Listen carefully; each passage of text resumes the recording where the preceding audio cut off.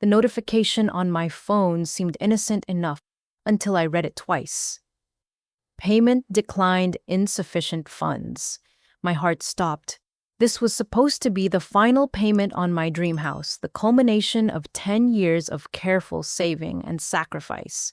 The real estate agent's voice still rang in my ears from our morning conversation.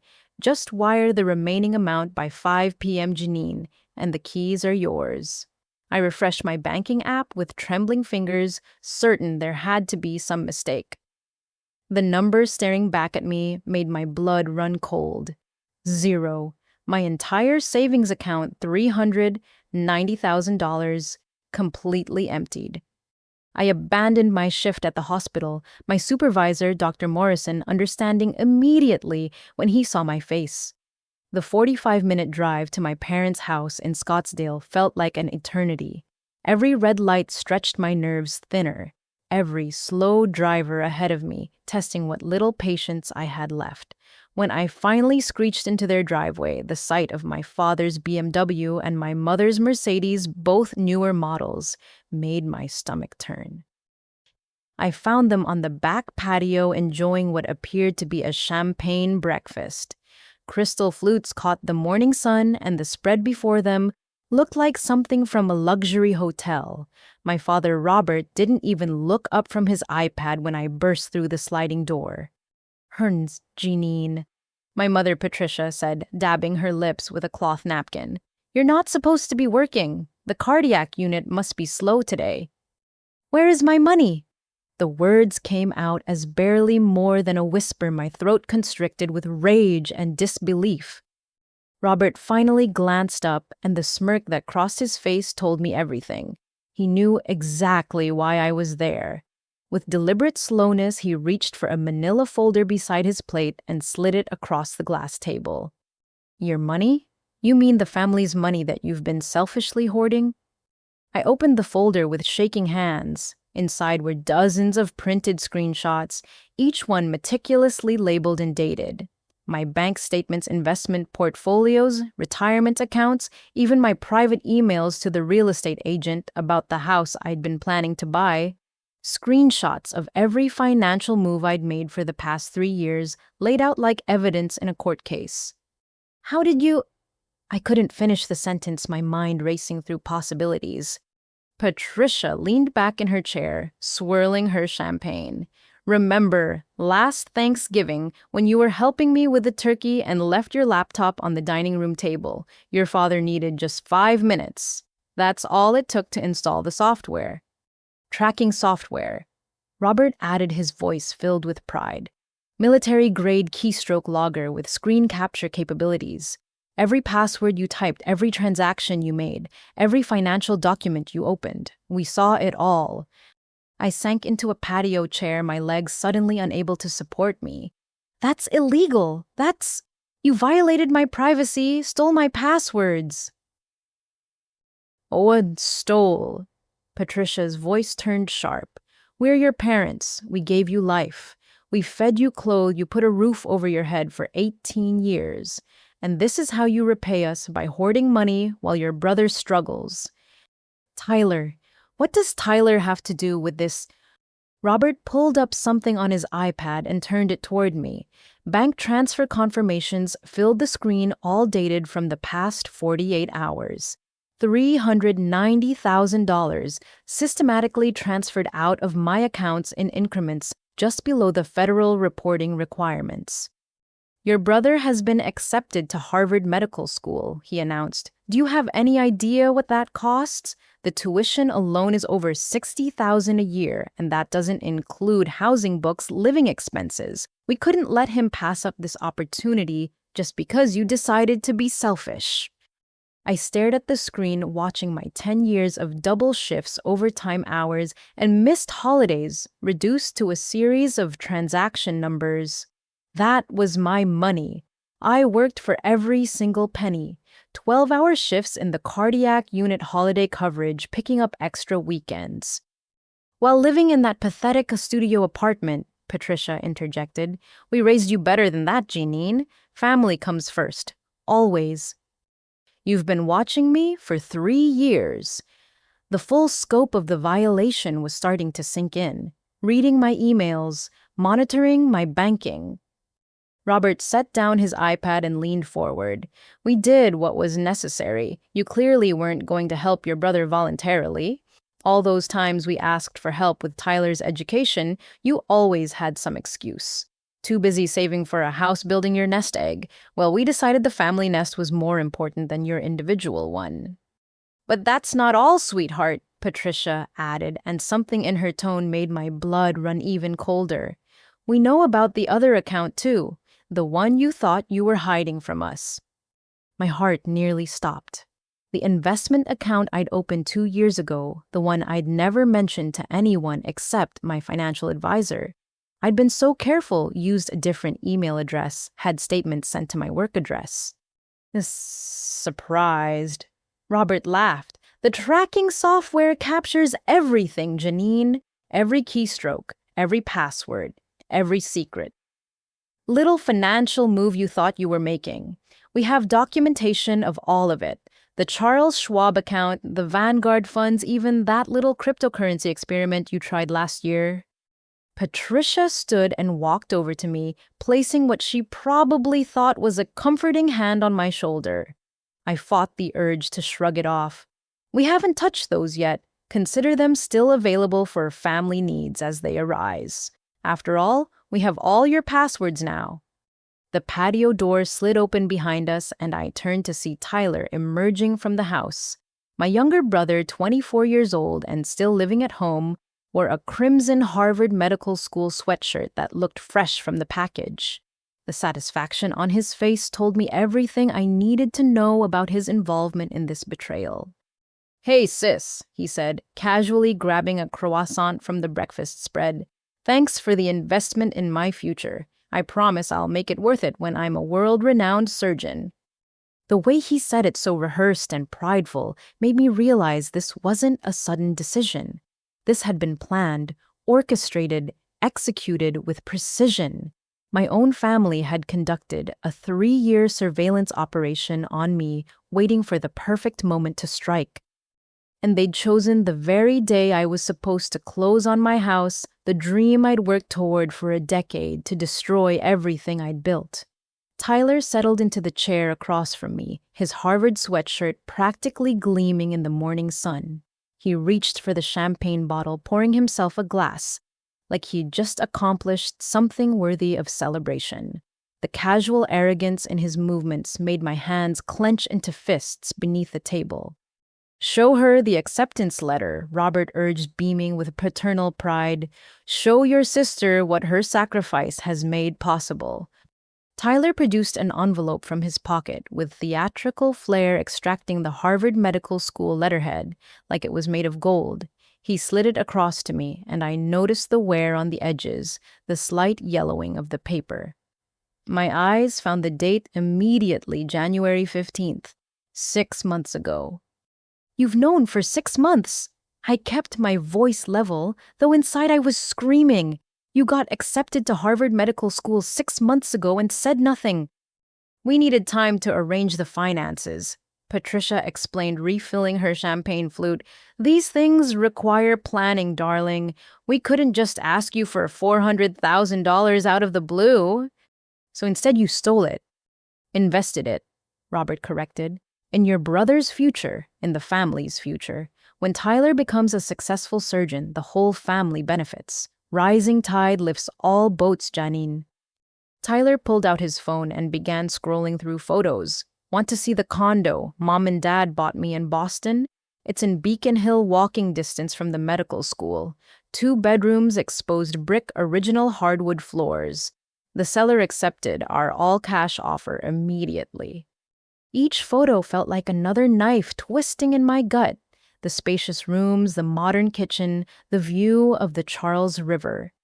I'd been living in a 400-square-foot studio apartment for 5 years, saving every penny while they were planning to buy my brother a luxury condo with my money. And look, Tyler continued pulling up more documents on his phone. "They've also set aside funding for my living expenses. Can't have a future surgeon worrying about grocery money or car payments, right?" "Car payments," I heard myself ask, though I wasn't sure I wanted to know. Patricia waved her hand dismissively. Well, he can't drive that old Honda anymore, not as a Harvard medical student. We've ordered him a new Tesla. It should arrive next week. A Tesla? You bought him a Tesla with my money.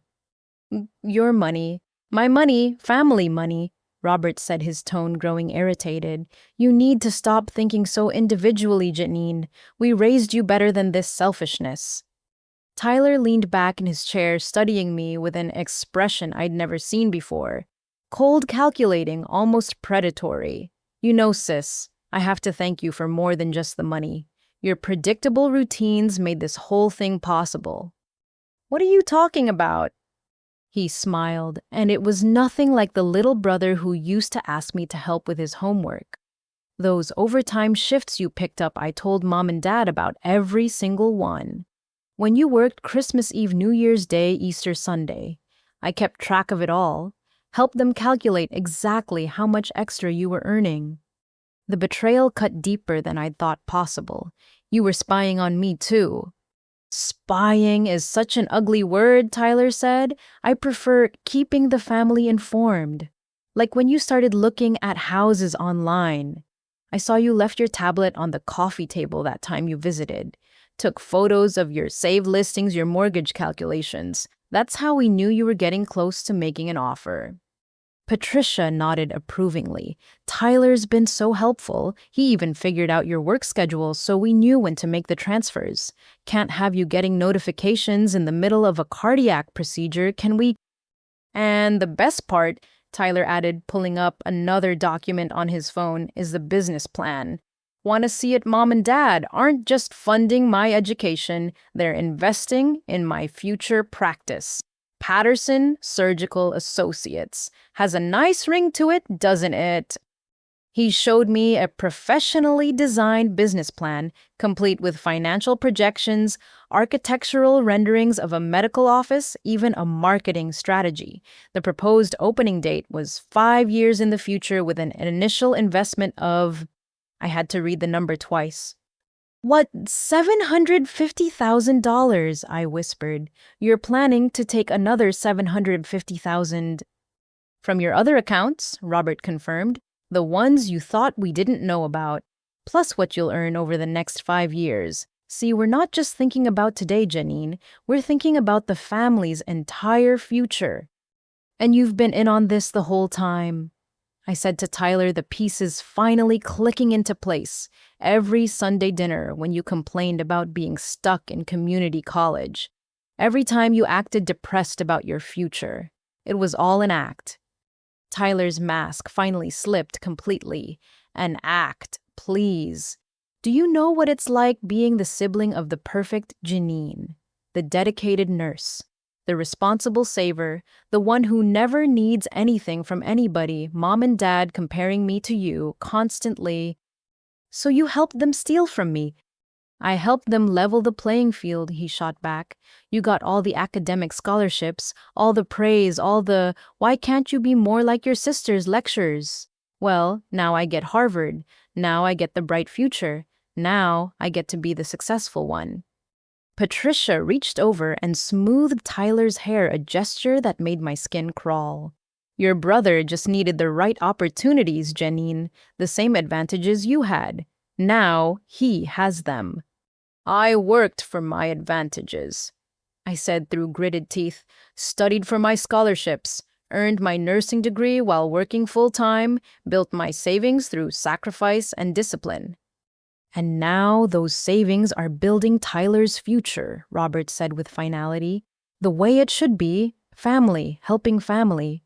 Tyler stood pocketing his phone. I've got to run. Meeting with my Harvard advisor via Zoom to discuss course selections. Thanks again for the investment, SS. I'll make sure to mention you in my valedictorian speech. He walked back toward the house, then paused at the sliding door. Oh, and Jeannine? That house you were going to buy. The one on Maple Street, I drove by it yesterday. Nice neighborhood. Perfect for a young family. I'm sure whoever gets it will be very happy there. The door slid shut behind him with a soft click that sounded like the closing of a vault. My parents sat across from me, sipping their champagne, satisfied expressions on their faces like they just solved world hunger instead of committing felony theft. Now, Patricia said, her voice taking on a false sweetness, "We should probably discuss how you'll be contributing to Tyler's ongoing expenses. Your salary at the hospital is quite good and without a house payment to worry about." She let the sentence hang in the air, the implication clear. This wasn't just about the money they'd already taken. This was about controlling my financial future indefinitely, turning me into their personal ATM while my brother played doctor with my dreams. The doorbell rang just as I was processing the full scope of their ongoing plans. Patricia brightened, setting down her champagne glass with a delicate clink against the glass table. "Oh, wonderful they're here," she announced, smoothing her hair. "We thought it best to handle this as a family." Before I could ask who they were, Robert was already heading inside to answer the door. I heard familiar voices in the foyer, and my heart sank even further.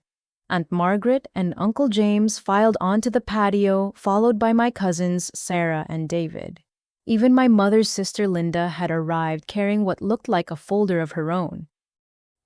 Jeannine. Aunt Margaret embraced me, her heavy perfume making my eyes water. "So glad you could finally make it to a family financial planning meeting."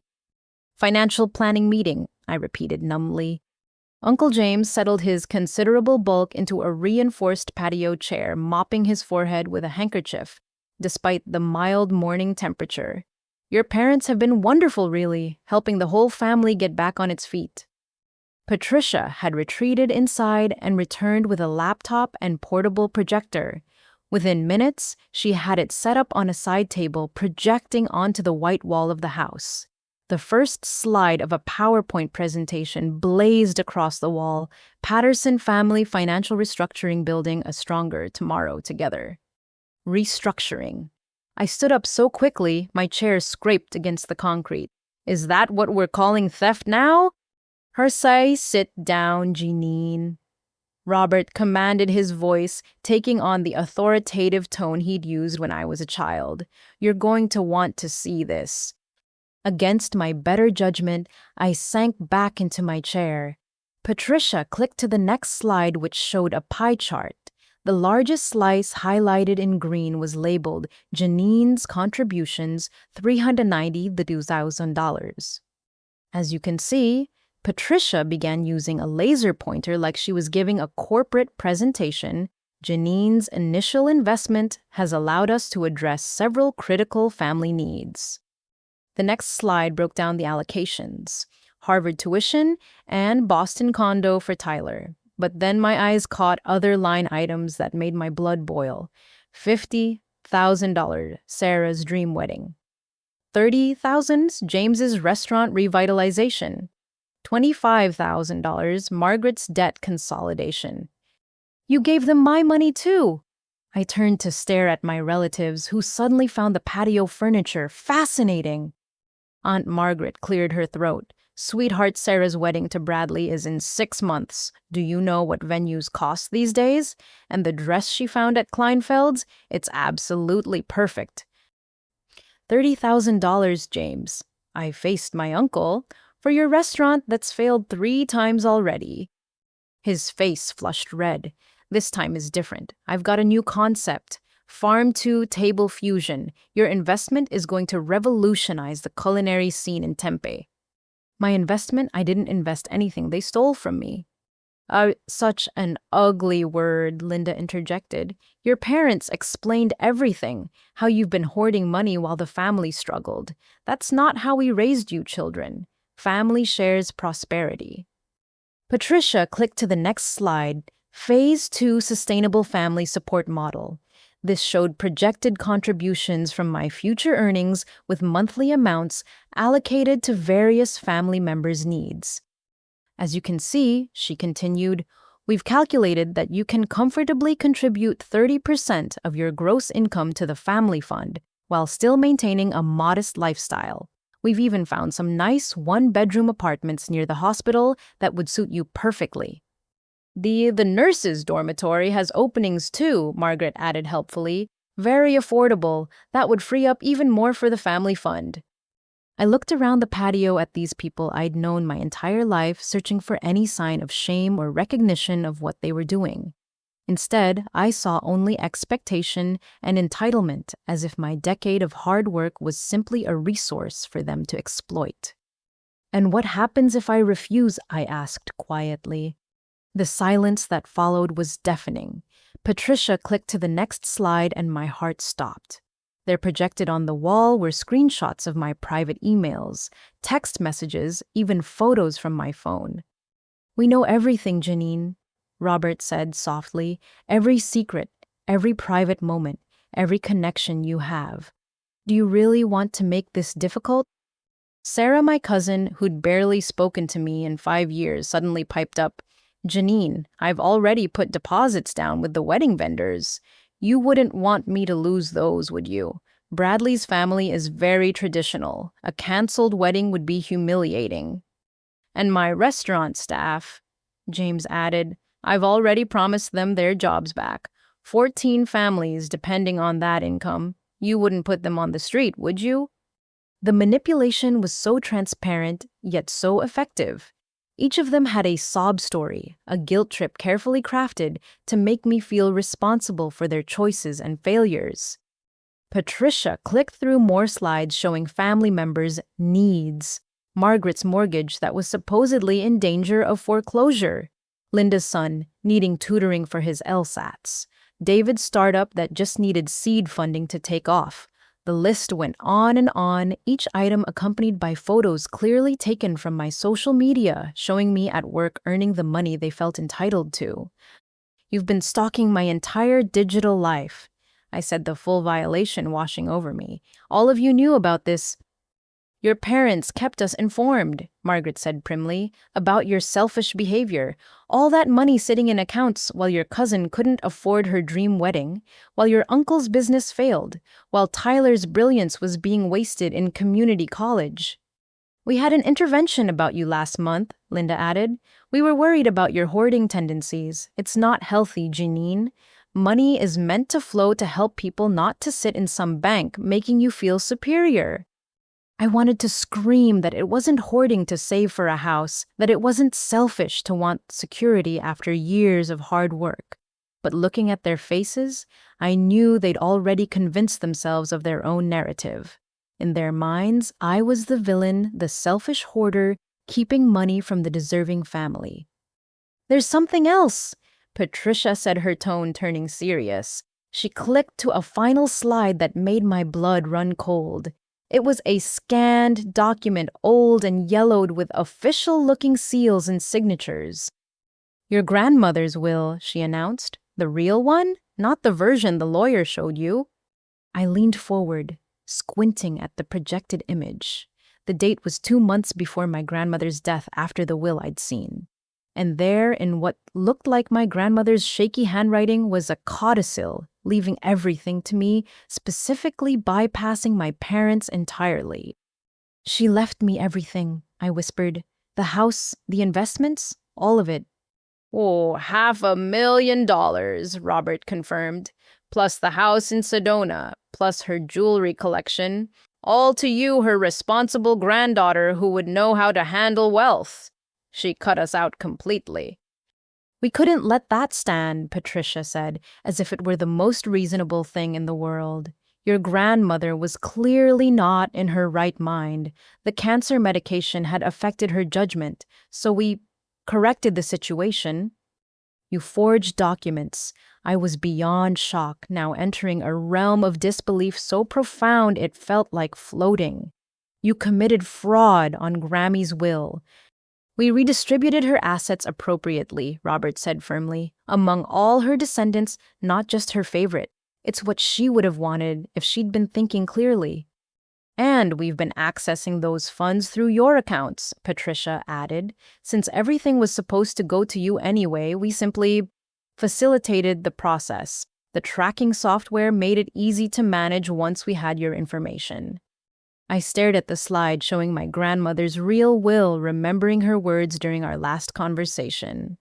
"Trust no one with your money, Jeannine," she'd whispered. Not even family, especially not family. I thought it was the pain medication talking. So you see, Margaret said, gesturing at the presentation, you've actually been quite wealthy for 2 years without knowing it. The money we're using isn't even really yours. It's family money that should have been distributed fairly from the beginning. The twisted logic, the elaborate justifications, the sheer audacity of their theft and manipulation, it all crashed over me like a wave. They'd built an entire framework to legitimize their actions, convinced themselves they were entitled to everything I'd earned and inherited. And they expected me to not only accept it, but to continue funding their lives indefinitely. Something inside me snapped. But instead of exploding in rage, I found myself laughing, quietly at first, then building into something that bordered on hysterical. The sound echoed off the patio walls, causing my family members to exchange concerned glances. Jeannine. Patricia's voice held a note of uncertainty I'd never heard before. What's so funny? I couldn't stop. The laughter bubbled up from some deep-placed tears streaming down my face as I clutched my sides. Robert stood, his face darkening with anger. "Control yourself," he commanded. "This is serious family business." That only made me laugh harder. I thought of all their planning, all their scheming, the 3 years of surveillance and theft, the PowerPoint presentations and family meetings, the elaborate justifications and moral gymnastics. All of it, every single bit of their master plan built on a fundamental miscalculation. "Oh," I gasped between laughs. This is perfect. You actually think you won." Margaret shifted uncomfortably in her seat. "Jeannine, you're becoming hysterical. Should we call someone?" I wiped my eyes, finally getting control of myself, though. Giggles still escaped. No, I'm fine. Better than fine, actually. Tell me, Dad, when you installed that tracking software, did you ever wonder why my spending patterns never changed? Robert's eyes narrowed. "What are you talking about?" 3 years, I said, standing and pacing now, energy coursing through me. 3 years of watching my every move. And in all that time, did you never question why someone supposedly saving for a house kept exactly the same amount in that account, never transferring more in, never watching it grow with interest? Patricia's laser pointer wavered slightly. "You were saving separately. We saw the deposits." "Did you? Or did you see what I wanted you to see?" I pulled out my phone, scrolling through my contacts. "Dr. Sarah Chen. You remember her, don't you, Mom? The cardiac surgeon who mentored me. The one you said was too controlling when she offered me guidance." "What does she have to do with anything?" Patricia demanded, but I caught the flicker of uncertainty in her eyes. "Everything," I said, finding the contact and hitting dial. "You see, Sarah's more than just my mentor. She's a financial genius who retired at 45. And when I mentioned 3 years ago that I was worried about identity theft, she helped me set up something special." The phone rang twice before Sarah's calm voice answered. "Jeannine, I've been expecting your call. I saw the transfers." "You're on speaker, Sarah," I said, placing the phone on the table. "My family's all here. They just finished explaining how they've been monitoring my accounts for 3 years and took the $390,000. Sarah's laugh was rich and knowing. $390,000 up from the decoy account. "Oh, that's wonderful. Simply wonderful." "Decoy account." James sputtered, his face turning an alarming shade of purple. "Hello, Patterson family." Sarah's voice carried the kind of authority that made everyone sit straighter. "I'm Dr. Sarah Chen, and I manage a private trust for Jeannine, the real trust, the one with her actual savings." I watched the color drain from my parents' faces as Sarah continued. "You see, when Jeannine came to me with concerns about computer security, we implemented a rather elegant solution. A visible account with modest funds to satisfy any casual surveillance, while her real assets accumulated in a trust with multi-factor authentication that no tracking software could ever access." "You're lying," Robert said, but his voice had lost all its earlier confidence. Oh, the entertaining part, Sarah continued, is that the account you drained wasn't just a decoy, it was a trap, funded with marked bills from an ongoing FBI investigation into Medicare fraud. A rather sophisticated network that's been targeting elderly patients and billing for services never rendered. The silence on the patio was deafening. Even the morning birds seemed to have stopped chirping. "That's impossible," Patricia whispered. "We would have—" Robert checked. "Did he check with the FBI?" Sarah asked pleasantly.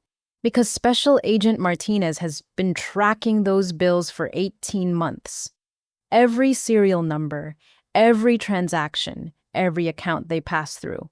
You've just created a beautiful evidence trail leading right to your doorstep." I pulled up another number on my phone. Should I conference in Agent Martinez now? I'm sure he'd love to hear about the family financial restructuring plan. "No!" Margaret shrieked, jumping to her feet. "We didn't know, Patricia Robert. You said this was Jeannine's money."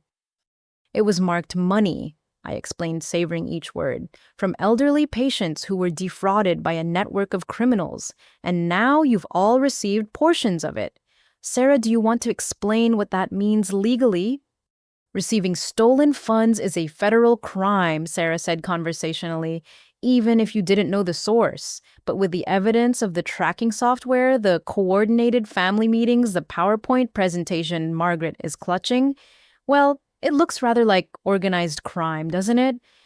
Tyler burst through the patio door, his face flushed and panicked. "The news. It's on the news. Harvard Medical School, the FBI raid. They're saying the admissions were fraudulent." He grabbed the remote and turned on the outdoor television my parents had installed last summer. Sure enough, the local news was running a breaking story. Federal agents swarming a building, the Harvard Medical School logo clearly visible in the background. In a stunning development, the reporter announced the FBI has uncovered a massive admissions fraud scheme involving several prestigious medical schools. Wealthy parents allegedly paid millions in bribes to secure spots for unqualified students. "That has nothing to do with us," Patricia said quickly, but her hands were shaking as she tried to close her laptop. "Doesn't it?" I asked. "Tyler, when exactly did you take the MCAT? What was your score? Do you even have a bachelor's degree yet?" Tyler's mouth opened and closed like a fish out of water. That's not... Mom said it was handled." "Oh, Tyler." I shook my head. "Did you really think you could just buy your way into Harvard Medical School with my money that's now been flagged in a federal investigation?" "Speaking of which," Sarah's voice came through the phone. "Jeannine, would you like me to tell them about the other interesting aspect of their theft?" "Please do," I said, settling back into my chair to enjoy the show. "The Medicare fraud investigation Tyler just mentioned on the news, the one the FBI is conducting. Well, one of the main suspects is a placement agency that helps unqualified students get into medical schools. They've been using stolen Medicare funds to pay bribes. And guess whose name just popped up in their payment records?" Tyler collapsed into a chair, his Harvard sweatshirt suddenly looking like a prison uniform. "Mom, you said it was all legal. You said you knew people." "We do know people," Robert protested weakly. "Connected people. This is all a misunderstanding." "Connected to a crime ring," I corrected. "And now you've connected our entire family to it by stealing marked FBI money to pay for Tyler's fake admission." Sarah's voice turned serious. "Jeannine, I've already contacted our legal team. They'll be there within the hour with federal marshals. I suggest the Patterson family stay exactly where they are." "This is your fault," Linda turned on my parents. "You said she was hoarding. You said it was family money." "You took $50,000 for your son's tutoring," Margaret shot back. "You're just as involved." Within seconds, the patio descended into chaos. Family members shouting accusations, blame flying in all directions. The PowerPoint presentation flickered forgotten on the wall, its pie charts and projections now evidence in what would become a federal case. I stood quietly picking up my phone. "Sarah, thank you for everything." My pleasure, dear. Your real house closing is scheduled for tomorrow at 2 p.m. The sellers accepted your offer from the trust account, all 12,000 square feet of it. 12,000, I said loudly enough for my family to hear over their arguing. I thought the house was only 8,000. Oh, that was the decoy house you let them discover? Sarah laughed. The real one is the estate in Paradise Valley, the one with the guest house where Tyler can visit. If he's not in federal prison, of course. The arguing stopped abruptly as everyone turned to stare at me. In the distance, I could hear sirens approaching, multiple sirens. You trapped us, Patricia said, her face aging 10 years in that moment. Your own family. No, I said, standing to leave. You trapped yourselves with greed, entitlement, and a complete disregard for the law. I just made sure the right people would notice. As I walked toward the patio door, Tyler called out desperately, Jeannine, you can't let them arrest us. We're family. I paused, looking back at the people who had raised me, who I'd shared holidays and birthdays with, who had spent 3 years plotting to destroy my dreams. Family doesn't install spyware. Family doesn't steal inheritances. Family doesn't buy medical school admissions with stolen money. Oh, where are you going? Robert demanded, trying to summon his authoritative voice one last time. To my real life, I said. The one you never found because you were too busy watching the fake one I created for you. Oh, and Dad, that tracking software you're so proud of, it's been sending copies of everything to the FBI for 3 years. Every keystroke you made, every document you forged, every crime you planned. You didn't just spy on me, you created evidence of your own conspiracy. The sirens were getting louder. Through the front windows, I could see black SUVs pulling into the driveway. Federal agents and FBI windbreakers were already approaching the front door. Jeannine, please, Patricia begged. We're your parents. I looked at her one last time, this woman who had given birth to me but had spent 3 years plotting to rob me blind. No, you're criminals who happen to share my DNA. There's a difference. As I walked through the house, I heard Agent Martinez's voice through a bullhorn announcing their presence and requesting everyone remain where they were. The family meeting was about to have some unexpected guests. And my real life, the one they'd never discovered despite all their surveillance, was waiting for me on the other side of this nightmare. The FBI agents moved through my parents' house with practiced efficiency. I stood in the living room watching as Agent Martinez, a tall man with silver temples and kind eyes, directed his team. 2 agents had already secured the patio where my family sat in stunned silence, no longer the confident conspirators they'd been just minutes ago. Ms. Patterson. Agent Martinez approached me, his voice professional but warm. Dr. Chen briefed us on the situation. We'll need you to stay while we secure the scene, but you're not under investigation. In fact, you're our key witness. A younger agent whose badge identified her as Agent Torres joined us carrying an evidence bag. Inside, I could see my father's iPad and my mother's laptop.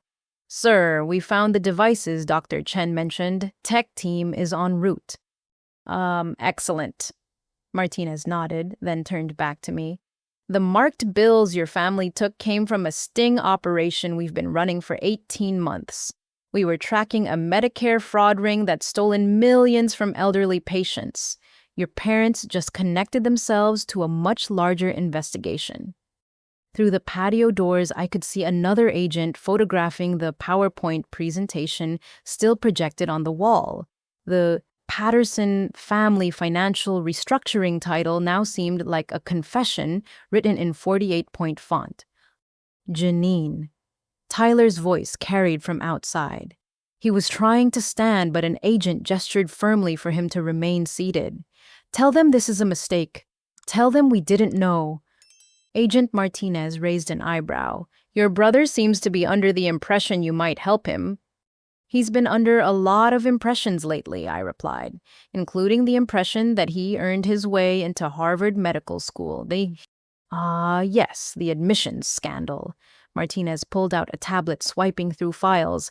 Tyler Patterson. We've been watching him for 2 months. His name came up when we were investigating fraudulent medical school admissions.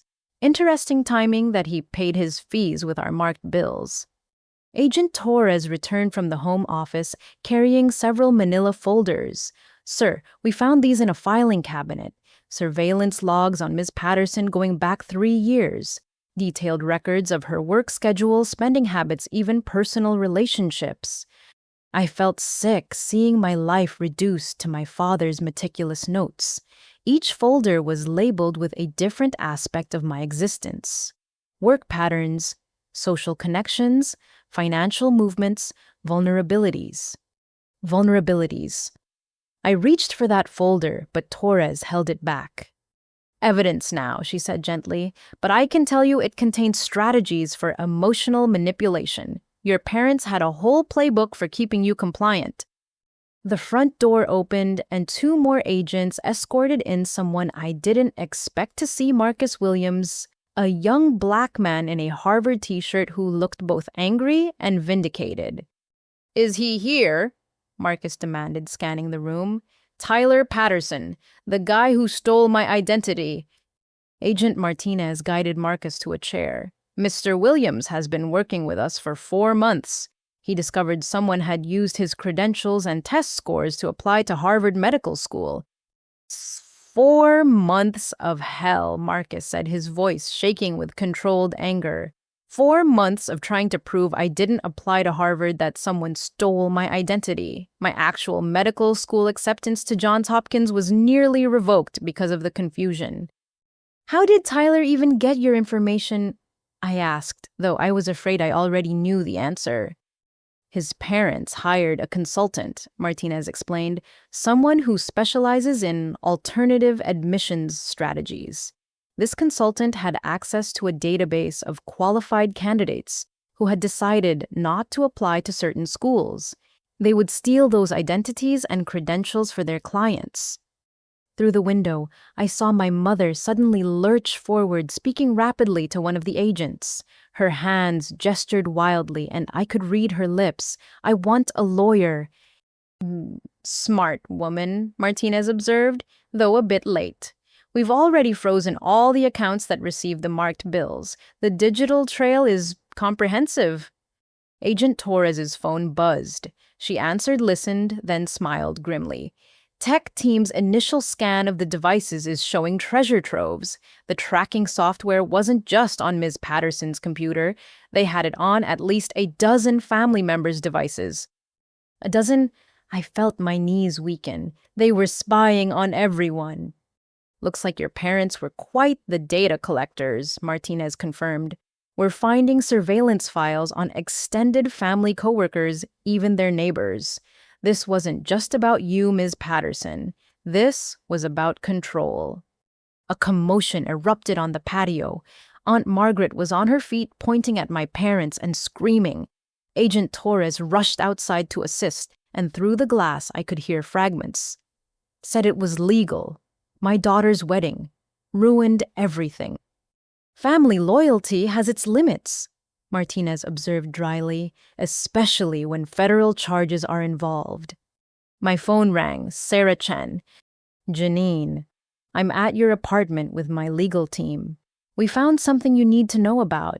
Can you put me on speaker with Agent Martinez? I did, and Sarah's voice filled the room. Agent Martinez, we've discovered additional accounts. It seems the Pattersons weren't just stealing from Jeannine. They've been systematically draining accounts from elderly relatives using the same tracking software. How many victims? Martinez asked, his expression darkening. At least 6 that we've found so far. 3 are deceased, and the Pattersons were still accessing their accounts posthumously. Total theft appears to exceed $2 million. I sank into my parents' leather armchair, the weight of their crimes crushing. Grammy wasn't the only one. Your great-aunt Dorothy, your father's Uncle Carl, 3 cousins who are in nursing homes. The pattern is clear. They targeted vulnerable family members, installed tracking software during visits, then slowly drained their accounts. Martinez was already on his radio calling for additional units and financial crime specialists. The investigation was expanding by the minute. Tyler appeared in the doorway flanked by 2 agents. His Harvard sweatshirt was askew, his face pale and drawn. "Jeannine, I need to talk to you alone." "Anything you say to your sister can be said in front of us," Martinez stated firmly. Tyler's shoulders sagged. I have recordings of Mom and Dad planning everything. I recorded them without their knowledge because I was scared. I want to make a deal." "Tyler, no." Patricia's shriek from the patio was primal.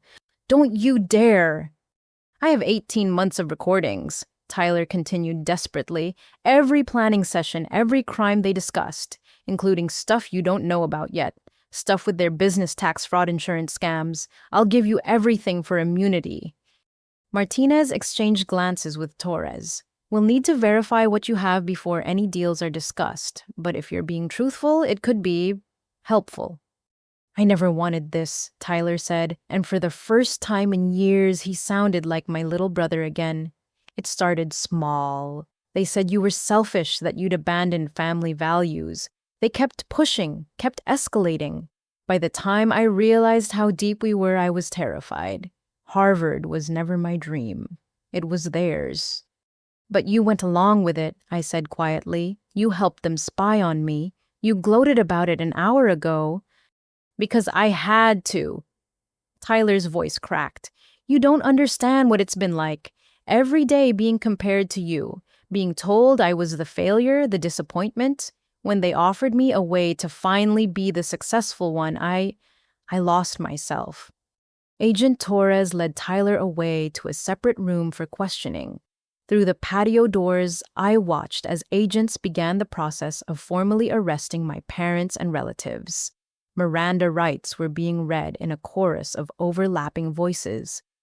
"Ms. Patterson," Martinez said gently, "we'll need you to come to the federal building to give a formal statement. But I want you to know what you did here. Setting up that decoy account, working with Dr. Chen. It's one of the most elegant traps I've seen in 20 years of financial crimes investigation." "I never wanted to trap them," I admitted. "I just wanted to protect myself. Sarah convinced me that if someone was willing to violate my privacy, once they'd do it again.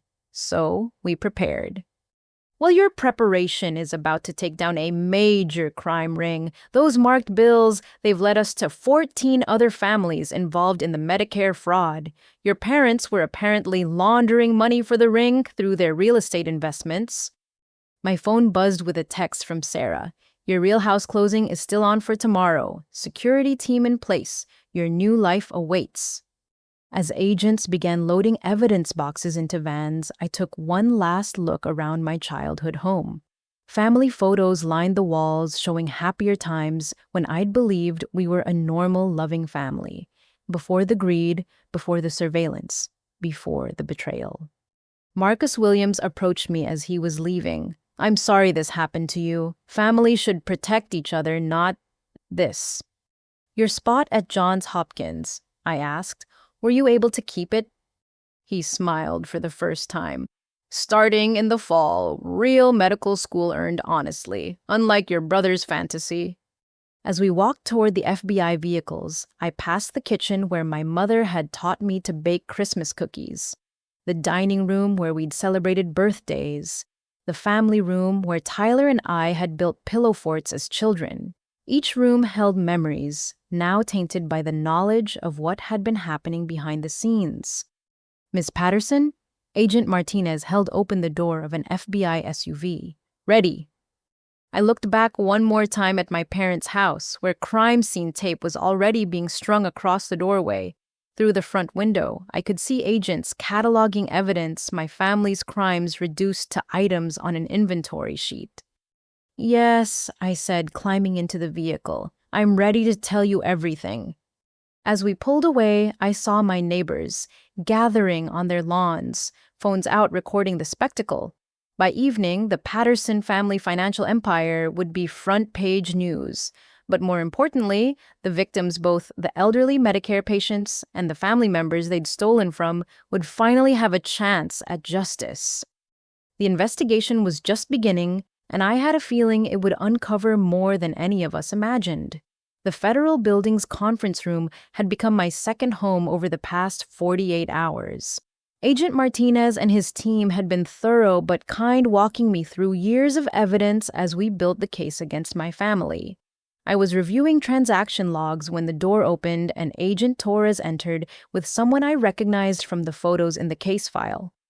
Marcus Williams looked exhausted but determined. He carried a thick folder and a laptop bag, his Johns Hopkins Medical School acceptance letter visible through the clear pocket of his portfolio. Behind him walked an older couple who could only be his parents, and a woman in a sharp business suit who radiated attorney. "Ms. Patterson." The attorney extended her hand. "I'm Catherine Winters from Winters and Associates. We represent the Williams family in the identity theft case against Tyler Patterson." Marcus set his folder on the table with controlled precision. "I need you to understand something, Ms. Patterson. This isn't just about stolen test scores or a fraudulent application. Your brother tried to steal my entire future." His mother, a dignified woman with silver streaking through her natural hair, placed a supportive hand on his shoulder. Marcus worked since he was 14 to become a doctor. Every weekend volunteering at clinics, every summer in research labs, 4 years of perfect grades at Howard University. While maintaining a job to help support his younger siblings, his father added proudly, he earned that 997th percentile MCAT score through months of studying after 12-hour shifts at the hospital. Marcus opened his folder, spreading out documents across the table. "January 15th. The day your brother submitted his Harvard application using my credentials. Want to know what I was doing? That day, I was at my grandmother's bedside in hospice, holding her hand as she passed. She died believing I'd been accepted to Harvard because that's what the confirmation email said, an email I never sent to an application I never submitted." My throat constricted. "Marcus, I'm so sorry." "I discovered the fraud 2 months later." He continued, his voice steady but pained. "When Harvard called to ask why I hadn't responded to their acceptance packet, I told them I hadn't applied. They thought I was lying, maybe trying to negotiate better financial aid. It took weeks to convince them something was wrong." Attorney Winters pulled out a timeline. By then, Tyler Patterson had already accepted the position, paid deposits, even attended virtual orientation sessions. He'd created an entire false persona using Marcus's achievements. "The worst part?" Marcus laughed bitterly. "I'd actually decided not to apply to Harvard. I wanted Johns Hopkins because of their community health program. Your brother stole an opportunity I never even wanted, but his theft almost cost me the school I'd actually chosen." Agent Martinez leaned forward. "Tell her about the investigation on your end." Marcus's mother spoke up, her voice trembling with controlled anger. "Johns Hopkins called in March saying they'd received concerning information about Marcus's dual acceptance. They thought he was trying to game the system, accept multiple offers. We spent thousands on lawyers just to prove our son's innocence." Thousands we didn't have," his father added quietly. "I took out a loan against my retirement. Marcus's siblings had to delay their own college plans because we needed every penny for legal fees." Marcus pulled up files on his laptop. 4 months of fighting. 4 months of having my integrity questioned by every school I'd applied to. Cornell withdrew their acceptance. Duke put me on a verification hold. My professors who'd written recommendation letters were contacted and asked if they'd really written them or if those were fraudulent too. "The damage to Marcus's reputation was catastrophic," Attorney Winters explained. "Medical school admissions are a small world. Word spread that there were questions about his application. Even after we proved his innocence, the cloud of suspicion lingered." "Show her the emails," Marcus's mother urged. Marcus turned his laptop toward me. Email after email filled the screen. Admissions officers requesting additional verification. Professors expressing disappointment about the situation. Internship offers suddenly withdrawn, each one another cut to his carefully built future. Your parents paid a consultant named Dr. Richard Vaughn, Marcus said. He ran a service that identified high-achieving students who decided against applying to certain schools. He had moles in testing centers, admissions offices, even recommendation letter services. He built a database of available identities. Agent Torres nodded. We raided Vaughn's office yesterday, found profiles on over 300 students. Your brother wasn't his only client. There's a whole network of wealthy families who've been buying their children's achievements. But Tyler was special, Marcus said acidly. Most clients just wanted good test scores or recommendation letters. Tyler wanted my entire identity. My research papers, my volunteer history, my personal statement about watching my uncle die of preventable diabetes and deciding to dedicate my life to community medicine. His voice broke on the last words. His mother squeezed his shoulder as he composed himself. That personal statement was about the worst day of my life, Marcus continued, and your brother read it, memorized it, probably recited it in interviews like it was his own pain. He commercialized my trauma for his fake medical career. I felt sick. Every revelation made Tyler's crimes worse. What do you need from me? Sure, the truth, Attorney Winters said simply. Full cooperation in both the criminal and civil cases. We need to understand how deep this went, how much your family knew. Marcus pulled out another document. This is a transcript of Tyler's Harvard interview. He talked about his research on sickle cell anemia in underserved communities. That was my honors thesis. 2 years of work interviews with over 100 patients published in the Journal of Health Disparities. He couldn't even pronounce half the medical terms correctly. The interviewer noted that his father pointed out, said Tyler seemed nervous and unfamiliar with his own research. They accepted him anyway. Want to guess why? I already knew. The donation. $500,000 to the Harvard Medical School Development Fund, Agent Martinez confirmed. Paid 3 days after the interview. Your parents liquidated your grandmother's investment portfolio for it. So, my brother got into Harvard despite bombing the interview because my parents threw stolen money at the problem. I summarized, disgust heavy in my voice. While my son, Marcus's mother, said fiercely, who could discuss every aspect of his research for hours, who lived and breathed medicine since he was 10 years old, had to spend months proving he was who he said he was. Marcus closed his laptop and looked me directly in the eye. I don't blame you, Ms. Patterson, but I need you to understand the full weight of what your family did. This wasn't just financial theft. They tried to steal my identity, my achievements, my future. And for what? So Tyler could play doctor with my life story.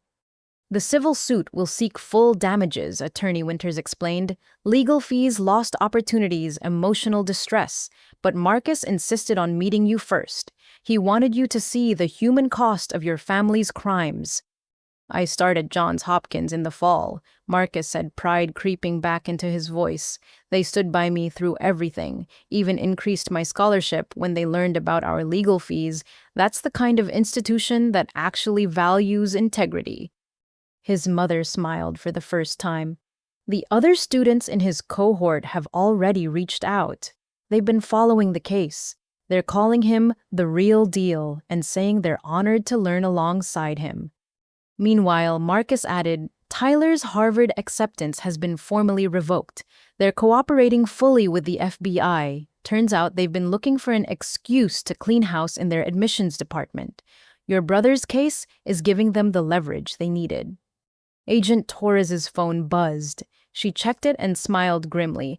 Speaking of Tyler, he just finished his second recorded confession.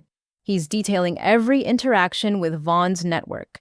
Names, dates, amounts. Your brother's trying very hard to avoid prison time. Oh, will he? Marcus asked. That's up to the prosecutor, Martinez replied. But identity theft, wire fraud, conspiracy. Even with cooperation, he's looking at significant time. Marcus stood gathering his documents.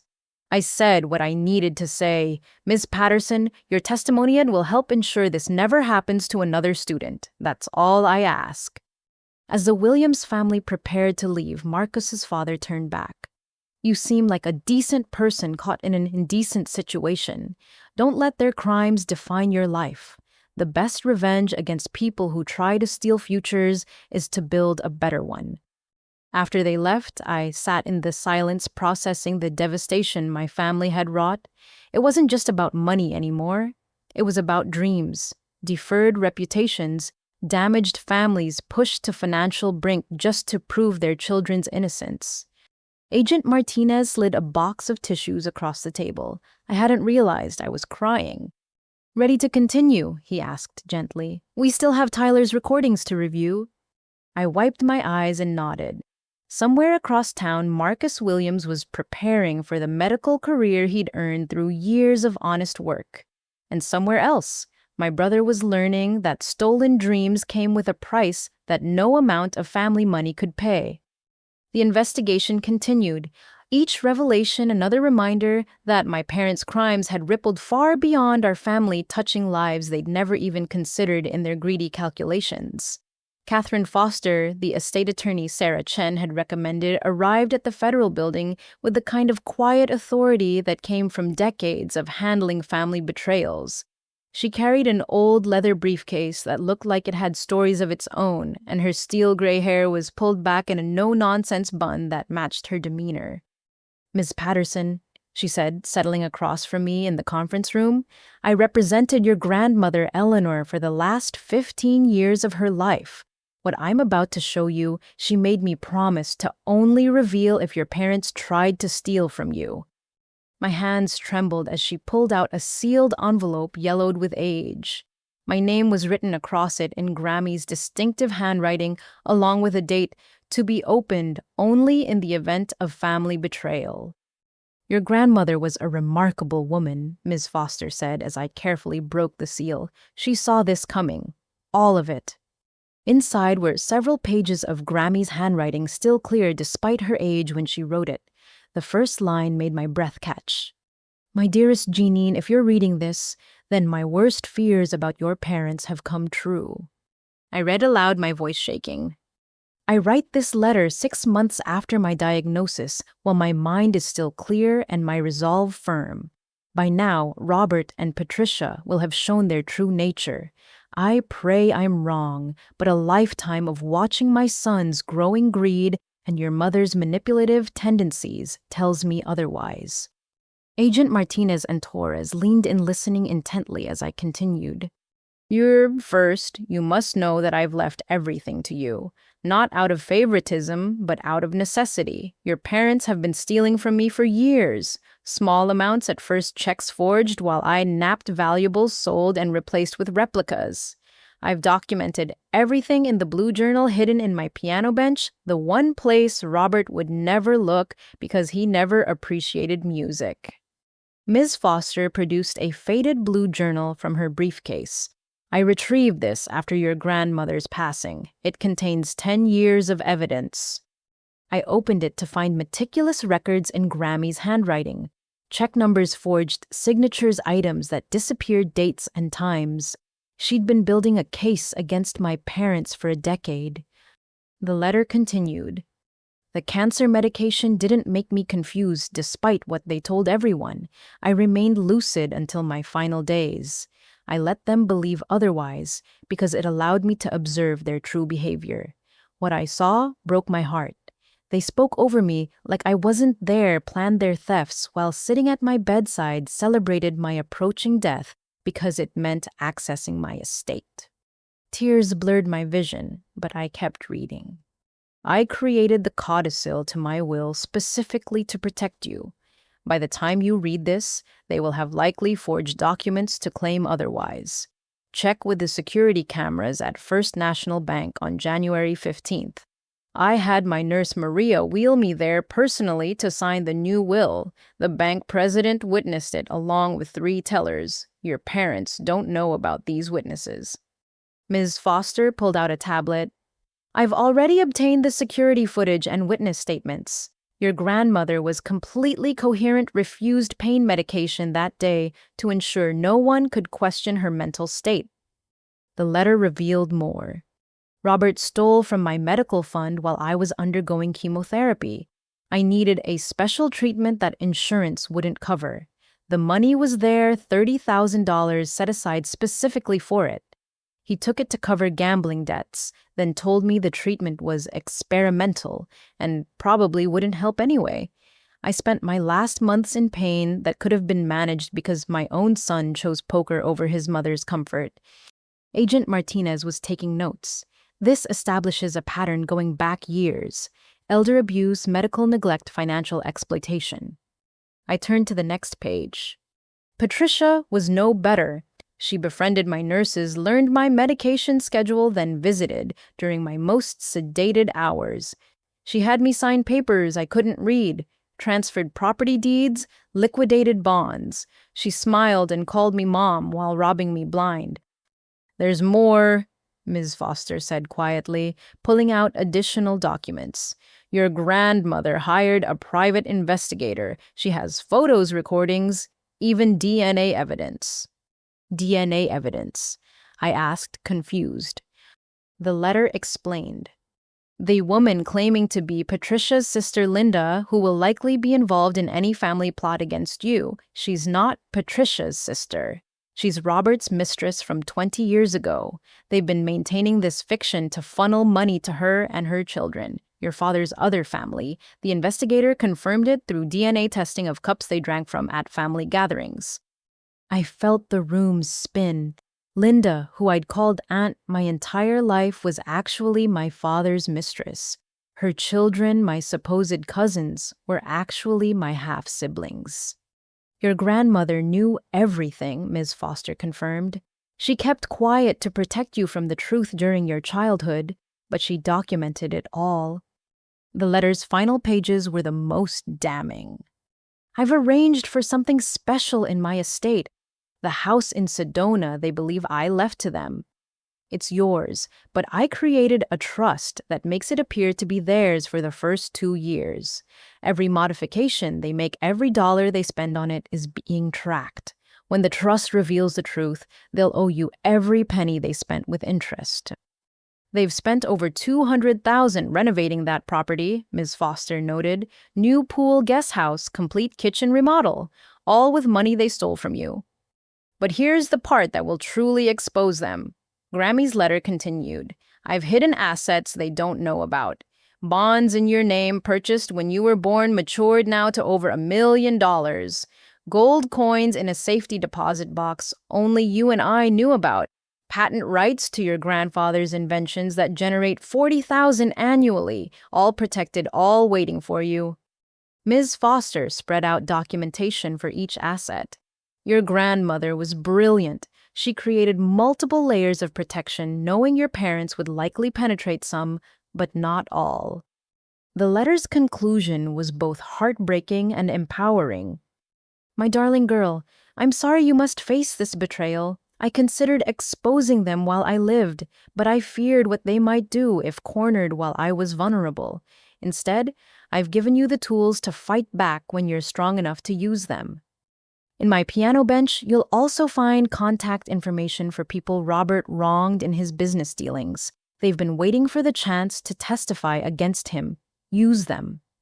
Remember, family isn't about blood. It's about love, respect, and protection. Your parents failed all 3 tests. Don't let misplaced loyalty prevent you from seeking justice. All my love, Grammy. Oops, P.S. Check the frame of my portrait in the living room. I had the investigator install a camera. It's been recording for 3 years." Agent Torres immediately got on the phone to arrange retrieval of the camera. Martinez looked stunned. "Your grandmother essentially ran a 3-year sting operation from her deathbed. She was a federal prosecutor before she married my grandfather." I said, remembering her stories. "She always said retirement didn't mean surrendering your skills."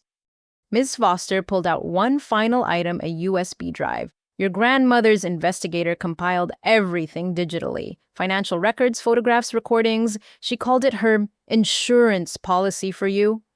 I held the USB drive, feeling the weight of Grammy's love and protection even from beyond the grave. She'd known what my parents had seen their true nature and had spent her final years building an impenetrable case to protect me. "There's one more thing," Ms. Foster said gently. "Your grandmother left a video message. Would you like to see it?" I nodded and she pulled up a file on her tablet. Grammy appeared on screen, thin from cancer but with eyes still sharp as diamonds. She was in her library, her beloved books behind her. Jeannine, my brave girl. Her recorded voice was exactly as I remembered. "If you're watching this, then you've discovered the truth about your parents. I want you to know that their failures are not your fault. Their greed does not diminish your goodness. Their betrayal does not define your worth. Use everything I've left you, not just the money, but the evidence, the connections, the knowledge. Build the life you deserve, free from their manipulation. And remember what I always told you, the best revenge against those who try to steal your light is to shine even brighter. I love you beyond words, beyond time, beyond death itself. Now go show them what Patterson women are really made of." The screen went dark.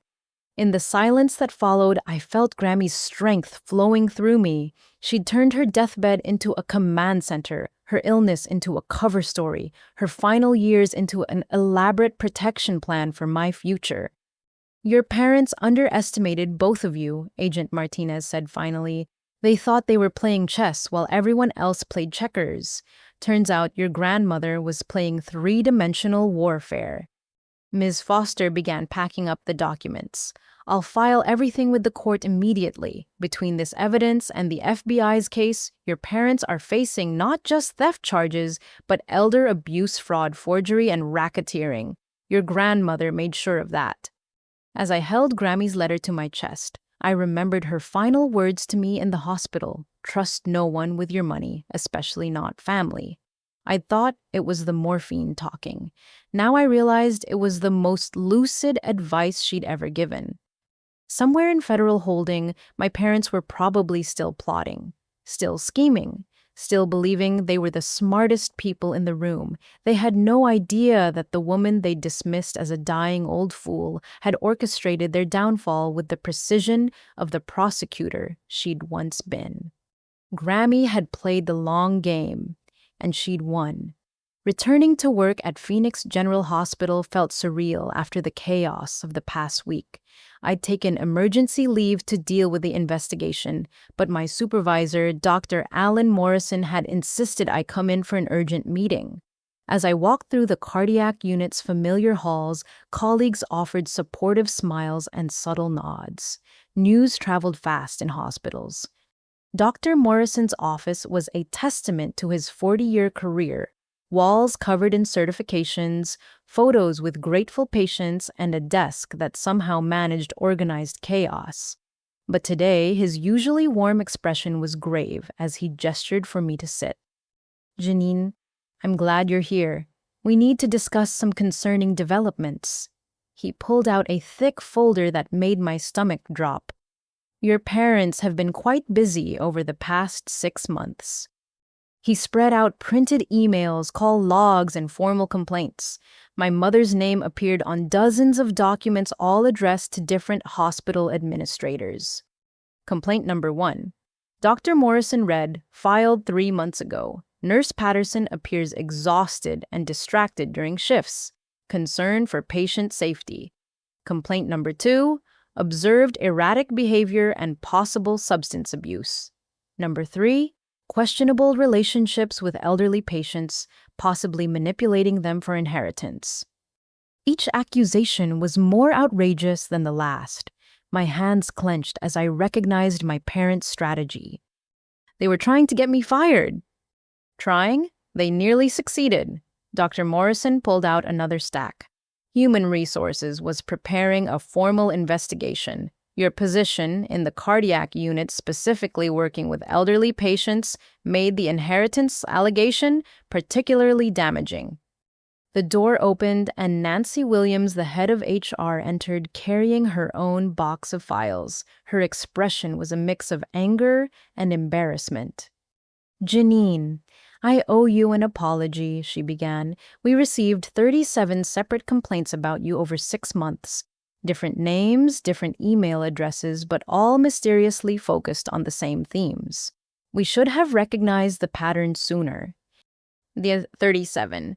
I couldn't process the number. How is that possible? Your mother is quite creative, Nancy said dryly. She impersonated concerned colleagues, worried patients, even family members of deceased patients. Each complaint was just credible enough to require investigation, but vague enough that we couldn't easily disprove them. Dr. Morrison pulled up security footage on his computer. Here's where it gets interesting. Watch this. The grainy footage showed the hospital's main entrance. A woman in a large hat and sunglasses entered, clearly trying to disguise herself, but her walk, her mannerisms were unmistakably my mother's. She visited 12 times, Dr. Morrison explained, always during shift changes when things were chaotic. She would chat with staff, plant seeds of doubt about you. Oh, I heard Jeannine's been having personal troubles. Someone mentioned she's been making mistakes. Classic manipulation tactics. But that's not the worst part, Nancy added. She pulled out a legal document that made my blood run cold. This is a formal request for access to your employment records, including your pension and medical benefits. It was submitted by someone claiming to be you. The signature was a decent forgery of mine, but the requesting address was a P.O. box I didn't recognize. The document requested full access to my retirement accounts and life insurance policies. Identity theft and attempted benefits fraud, Nancy stated. If we hadn't flagged it for additional verification, your mother would have gained access to everything. She was trying to steal my pension, too. The total value of your benefits package, including retirement and life insurance, is approximately $800,000, Dr. Morrison calculated. Your parents apparently viewed it as another account to drain. A knock interrupted us. Sarah Chen entered, still in her surgical scrubs. Sorry I'm late. The transplant ran long. She looked at the spread of documents and shook her head. It's worse than we thought, isn't it? You knew, I asked. I've been monitoring the situation since you first came to me about the computer concerns, Sarah admitted. When complaints about you started surfacing, I recognized the pattern. I've been quietly documenting everything with hospital legal. She pulled out her phone, showing a recording app. I also recorded several interesting phone calls. Your father contacted me last month, claiming you had a drug problem and asking if I'd noticed any missing medications. When I refused to engage, he threatened to report me to the medical board for enabling you. He threatened Dr. Chen. Dr. Morrison's face darkened. She's one of our most respected surgeons. He threatened several of us, a new voice said from the doorway. Dr. Patricia Hernandez, the unit's senior physician, entered with 2 other nurses. May we? Dr. Morrison nodded and they filed in. Each carried papers. Your parents called me claiming you'd stolen from my wallet, Dr. Hernandez said. They offered to handle it quietly if I'd write a statement supporting your termination. Maria Santos, the night shift supervisor, spoke next. They told me you were planning to report me for imaginary violations, trying to turn me against you. When I didn't bite, they tried bribing me with $5,000 to plant drugs in your locker. They what? Nancy Williams immediately started taking notes. That's attempted felony solicitation. I recorded the entire conversation, Maria confirmed. Already gave a copy to hospital security and the FBI. The room was filling with my colleagues, each with their own story of manipulation threats or bribery attempts by my parents. The scope of their campaign was staggering. But here's what your parents didn't count on, Dr. Morrison said, pride evident in his voice. The cardiac unit is a family. A real family. When someone attacks one of us, we protect each other. We started a group chat, Sarah explained, pulling up her phone. Every time someone received a suspicious call or email about you, they reported it. We have dozens of attempts documented. Nancy Williams opened another file. We also discovered your parents hacked into our email system. They created fake accounts mimicking internal addresses. IT traced the IP addresses back to your parents' home. That's how they knew my schedule, I realized. They had access to the staff calendars. And patient records, Nancy added gravely. They specifically targeted days when you were assigned to wealthy elderly patients. We believe they were researching potential victims for their inheritance fraud scheme. The violation felt endless. Every aspect of my professional life had been invaded, manipulated, turned into a weapon against me. There's something else, Dr. Morrison said quietly. He pulled out a printed email that made everyone in the room go silent. This arrived yesterday after your parents' arrest made the news. The email was from Margaret Chen, an elderly patient I'd cared for last year before she passed. Except it wasn't from Margaret, it was from her daughter. My mother mentioned Nurse Patterson in her final days. The email read, she said Patricia Patterson had visited, claiming to be Jeannine's mother, asking strange questions about her estate. Mom thought it was odd, but was too sick to pursue it. After seeing the news, I checked Mom's accounts. $50,000 was transferred out 2 days before she died. The signature on the transfer looks like Mom's, but she was on a ventilator then and couldn't have signed anything. I believe Patricia Patterson forged it. The room erupted. This wasn't just about stealing from me anymore. My parents had used their access to my work to identify and rob dying patients. How many others? I whispered. We're checking every patient you've cared for in the past 2 years, Nancy said. So far, we've found irregularities in 7 estates. All patients who died shortly after large transfers to accounts we're now tracing to your parents. Dr. Morrison stood, his expression fierce. Jeannine, I want you to know something. In 30 years of running this unit, I've never seen such a coordinated attack on one of my nurses. But I've also never seen a staff rally so completely to protect their colleague. Your parents thought they could destroy your career to cover their crimes. Instead, they've given us enough evidence to put them away for life. Sarah pulled up one final recording on her phone. This is from last week, right before the FBI raid. Your mother called pretending to be from the state nursing board, claiming you were under investigation and demanding I provide negative testimony. Listen to what I told her. Her recorded voice was clear and firm. I don't know who you really are, but Jeannine Patterson is the finest cardiac nurse I've worked with in 20 years. She has integrity your fairly clearly lacks. And yes, I know this is you, Patricia. Your voice modulation is amateur at best. Consider this your notice, we're on to you. We've documented everything, and justice is coming. The recording ended with my mother sputtering before hanging up. You knew it was her. I've met your mother, Sarah said simply. No amount of voice disguising could hide that particular brand of entitled venom. As my colleagues filed out, each offering support and promises to testify if needed, Dr. Morrison held me back. Jeannine, I need you to know that your position here is not just secure, it's valued. We've already submitted a formal commendation to the board for how you've handled this situation. And when you're ready, there's a promotion waiting. Head of the cardiac nursing team, you've more than earned it. I left his office carrying boxes of evidence for the FBI, but also carrying something more valuable, the knowledge that while my biological family had betrayed me, my work family had stood as an impenetrable wall against their attacks. In the parking lot, I found a note on my windshield. It was from the janitor Tom who worked nights. Miss Patterson, I saw a woman matching your mother's description trying to get into the medicine storage last month. I stopped her and called security. Didn't know it was your mom until I saw the news. Just wanted you to know we all watch out for each other here. Tom. Even the janitor had protected me. My parents had thought they were isolating me, making me vulnerable. Instead, they'd revealed just how many people truly had my back. As I drove home, my phone buzzed with a text from Agent Martinez.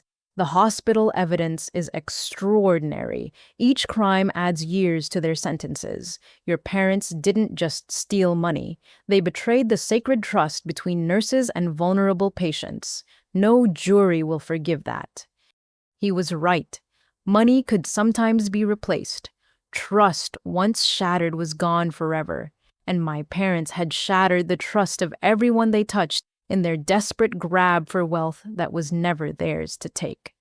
The FBI's Financial Crimes Unit had taken over an entire floor of the federal building. Whiteboards covered every wall, filled with complex diagrams that looked like spider webs of transactions, shell companies, and offshore accounts. Agent Diana Foster, a forensic accountant with sharp eyes behind wire-rimmed glasses, guided me through the maze of my family's deceptions. "Your parents weren't just thieves," she explained, pointing to a particularly dense cluster of connections. "They were running a sophisticated criminal enterprise. What we've uncovered in the past week is staggering." She led me to a conference table covered in bank statements, credit reports, and legal documents. My name appeared on dozens of them, but I recognized none of the accounts. 27 credit cards, Agent Foster announced, spreading them out like a deck of cards. "All in your name, all opened using your stolen Social Security number. Total debt $430,000. I sank into a chair staring at cards from banks I'd never heard of. $400,000 in credit card debt. "Mostly cash advances," Marie, she explained. "They would open cards, max out the cash advance limits, then abandon them. The bills went to P.O. boxes they controlled. Your credit score is currently 290. Just 290s. I'd worked so hard to maintain perfect credit, checking my score monthly. But I monitor my credit. I would have seen they subscribed to a credit monitoring service in your name and had all alerts sent to an email they controlled. Agent Foster pulled up the account. Every time a new card was opened, they deleted the alert before you could see it. They've been doing this for 5 years. Martinez joined us carrying another box of evidence. The credit cards were just the beginning. Show her the business loans. Agent Foster pulled out more documents. 3 business loans totaling $1.2 million. All secured using your identity and fake business documentation. The businesses never existed, but the debt is very real.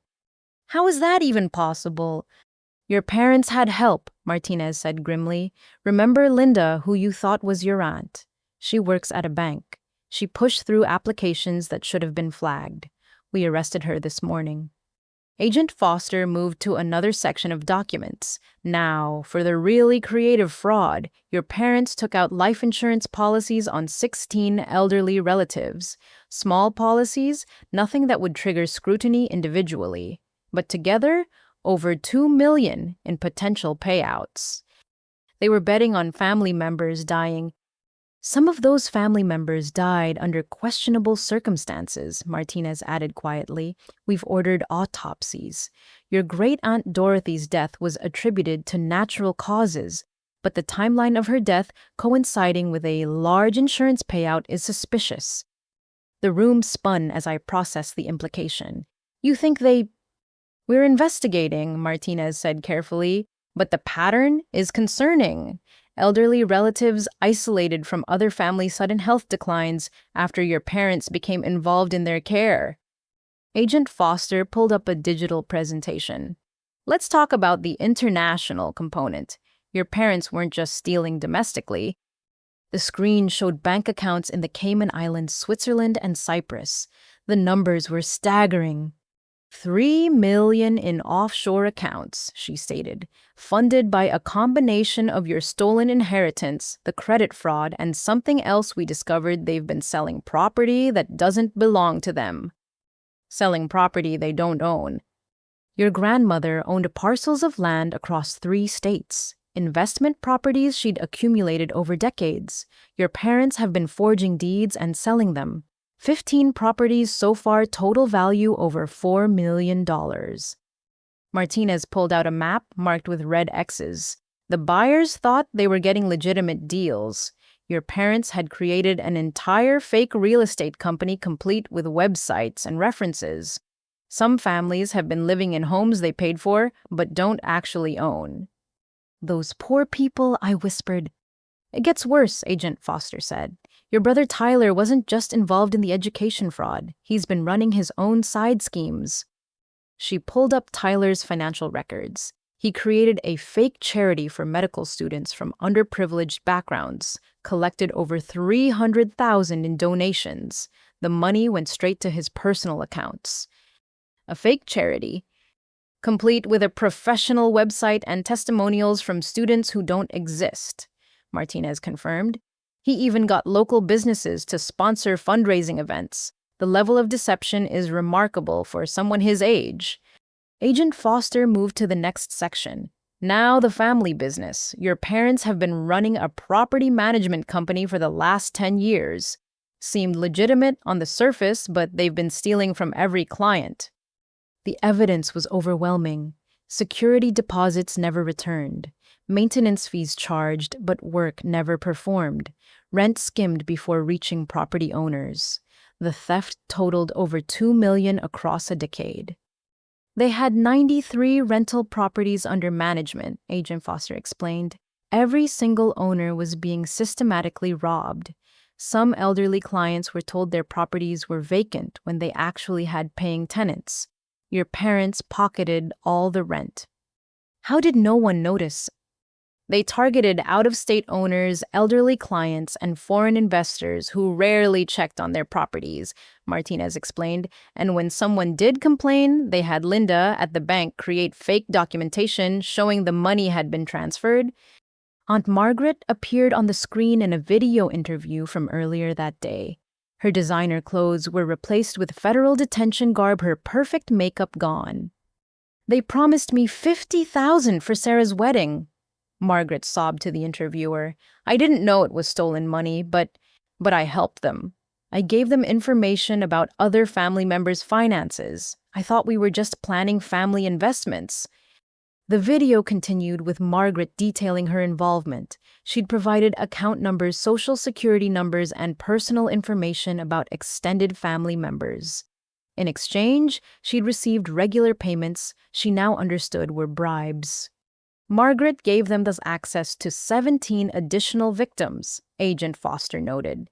Extended family, her husband's business partners, even her daughter's future in-laws. Your parents were building a database of potential targets.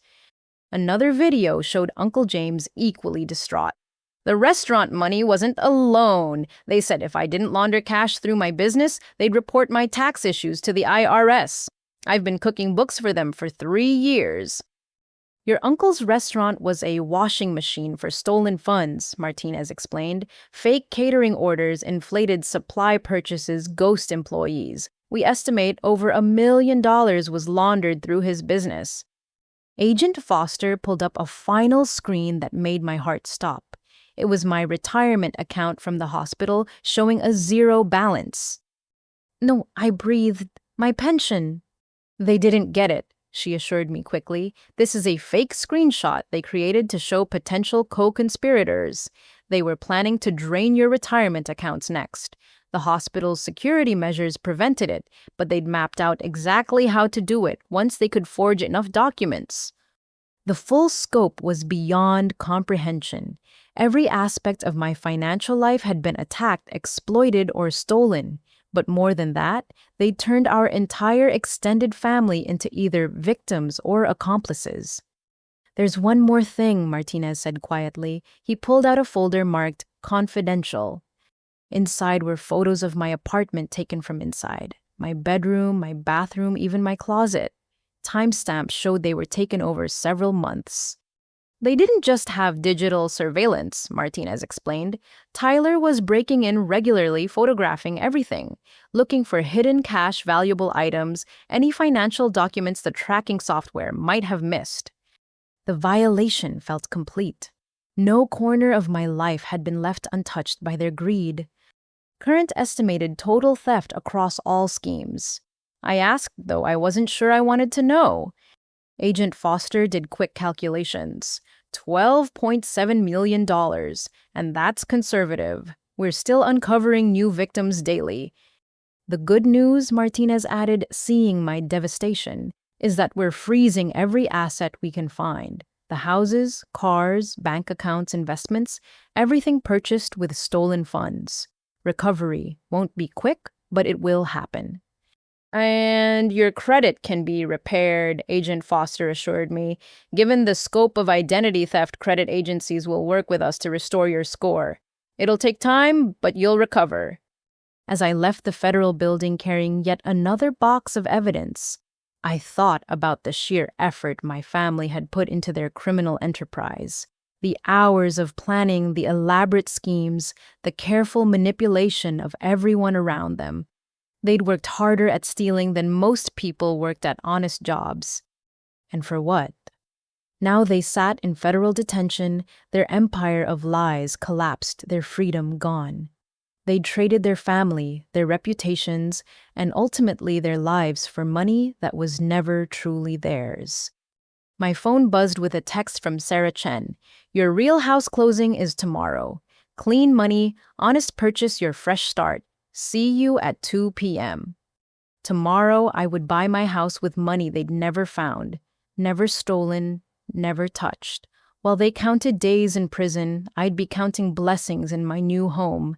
It wasn't the revenge Grammy had spoken of, but it was something better, proof that honest work and patient savings would always outlast elaborate theft. The family assets they'd accumulated through crime would be stripped away, given back to victims, or seized by the government. But the assets that mattered, integrity, honest relationships, and self-respect, those were mine to keep. And no amount of surveillance or scheming could ever steal those away. The federal detention center's interview room was stark and cold, nothing like the warm family gatherings where Tyler and I had once shared holidays. My brother sat across from me in an orange jumpsuit that made him look younger than his 24 years. His Harvard dreams had been replaced by federal prisoner number 47892B.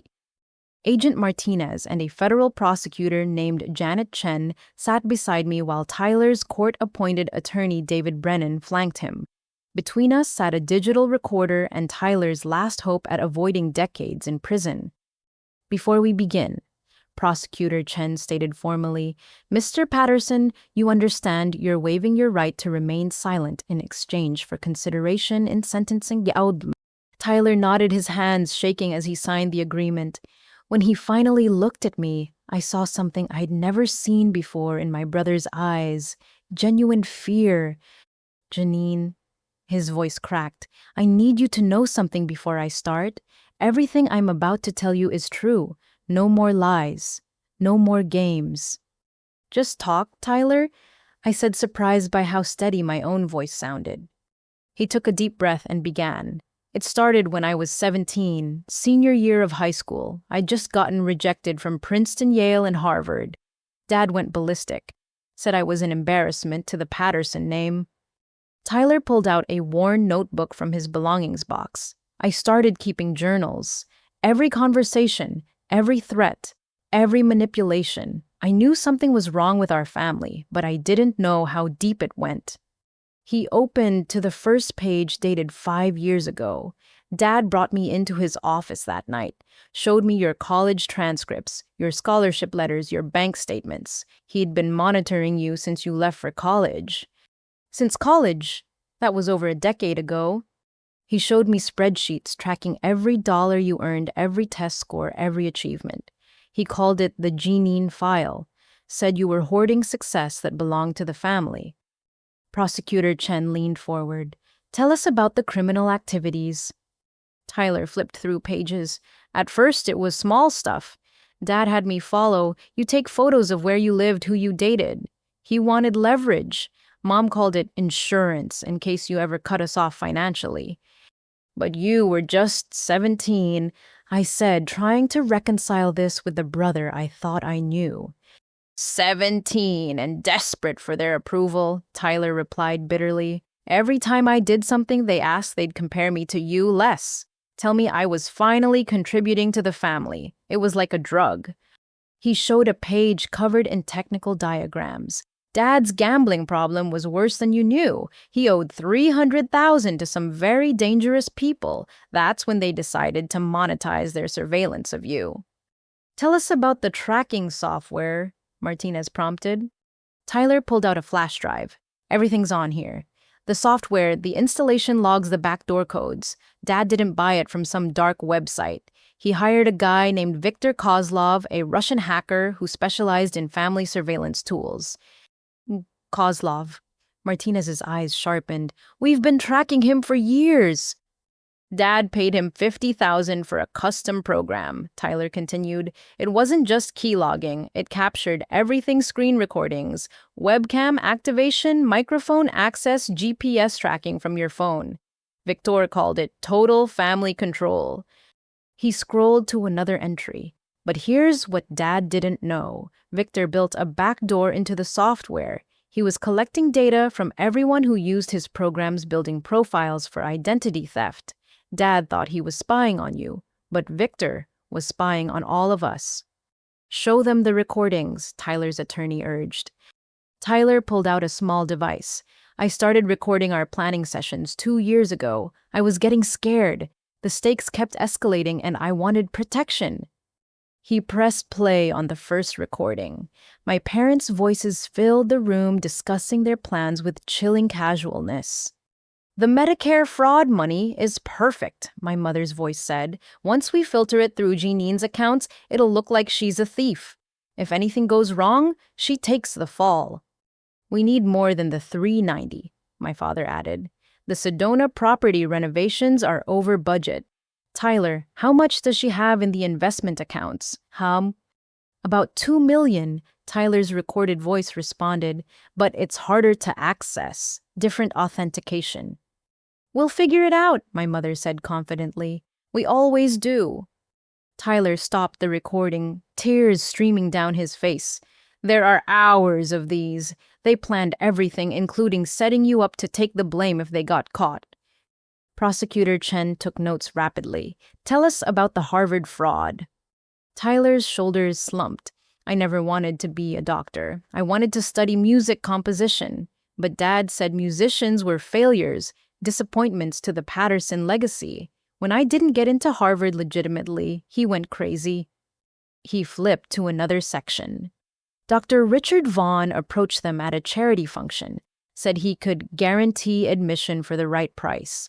Mom was thrilled, said it was our chance to finally overshadow you. How much did they pay?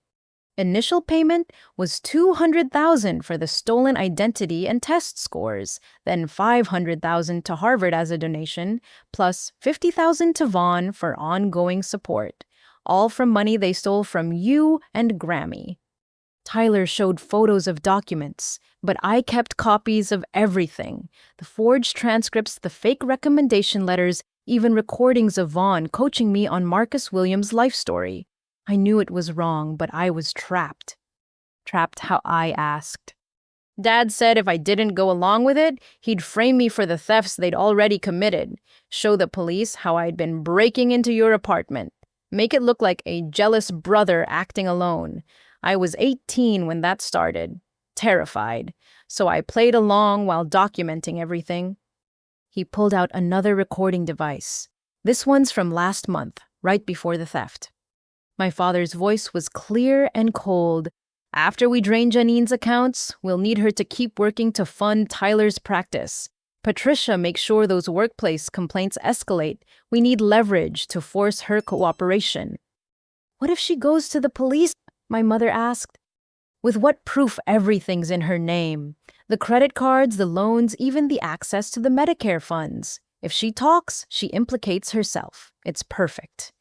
The recording continued with them laughing about their cleverness, about how I was too trusting, too naive, too focused on my little nursing job to see the bigger picture. There's more, Tyler said quietly, about Grammy. The room tensed. Prosecutor Chen nodded for him to continue. They started stealing from her 3 years before she got sick. Dad had her power of attorney for a property sale, used it to access everything. When she was diagnosed with cancer, they saw an opportunity. He showed journal entries describing their visits to Grammy, always time for when hospice nurses changed shifts, how they practiced her signature until the forgeries were perfect, how they celebrated when her pain medication made her confused. The worst part, Tyler's voice broke completely. Grammy knew. She told me once when they thought she was sleeping, said she forgave them because that's what mothers do, but she begged me not to let them hurt you. You knew Grammy was aware. She made me promise to protect you, but I was a coward. I kept recording instead, thinking someday I'd find the courage to stop them. I never did. Not until now. Agent Martinez spoke up. Tell us about the other victims. Tyler pulled out a spreadsheet. 23 elderly relatives and family friends. They called it harvesting. Would identify lonely, wealthy seniors, become their caregivers, then systematically drain their accounts. The names on the list included people I'd known my whole life. Great aunts and uncles who died thinking my parents were their devoted caretakers. Aunt Dorothy didn't die naturally, Tyler said quietly. They didn't kill her directly, but they withheld her heart medication. Said it was too expensive, that she'd lived a good life. She died 2 days before a big insurance payout. Prosecutor Chen had stopped writing, staring at Tyler in horror. Even she seemed shocked by the callousness. There are 3 offshore accounts they don't think I know about. Tyler continued, providing account numbers and passwords. 1 in Panama, 2 in the Caymans, total of $8 million. They were planning to flee if things went bad. Flee where? They bought citizenship in St. Kitts and Nevis. No extradition treaty, had fake passports made. The plan was to let me and you take the fall while they lived in the Caribbean. He showed the fake passports, professional forgeries that must have cost thousands. But here's what they never knew, Tyler said, managing a weak smile. I changed the passwords on those accounts last month, transferred everything to a holding account controlled by the FBI. Agent Martinez already has the details. Martinez nodded confirmation. 8.3 million recovered so far. You betrayed them, I asked, genuinely surprised. They betrayed us first, Tyler replied. They never loved us, Jeannine. We were just assets to exploit. You were the golden goose, and I was the disappointing son they could weaponize. Neither of us were ever really their children. He pulled out one final item, a photo of our family from 10 years ago, before the surveillance, before the thefts, before the betrayal. We looked happy. This is the last photo where we were a real family, Tyler said, before they chose greed over us. I've spent 5 years helping them destroy you, and I'll never forgive myself, but I can at least make sure they pay for it. Prosecutor Chen gathered the evidence. Mr. Patterson, your cooperation is extensive. With this evidence, your parents are looking at 25 to life. Your testimony will be crucial. What about Tyler? I asked. What's he facing? With full cooperation and testimony, 3 to 5 years possibility of minimum security. Without it, he'd be looking at 20. Tyler nodded, accepting his fate.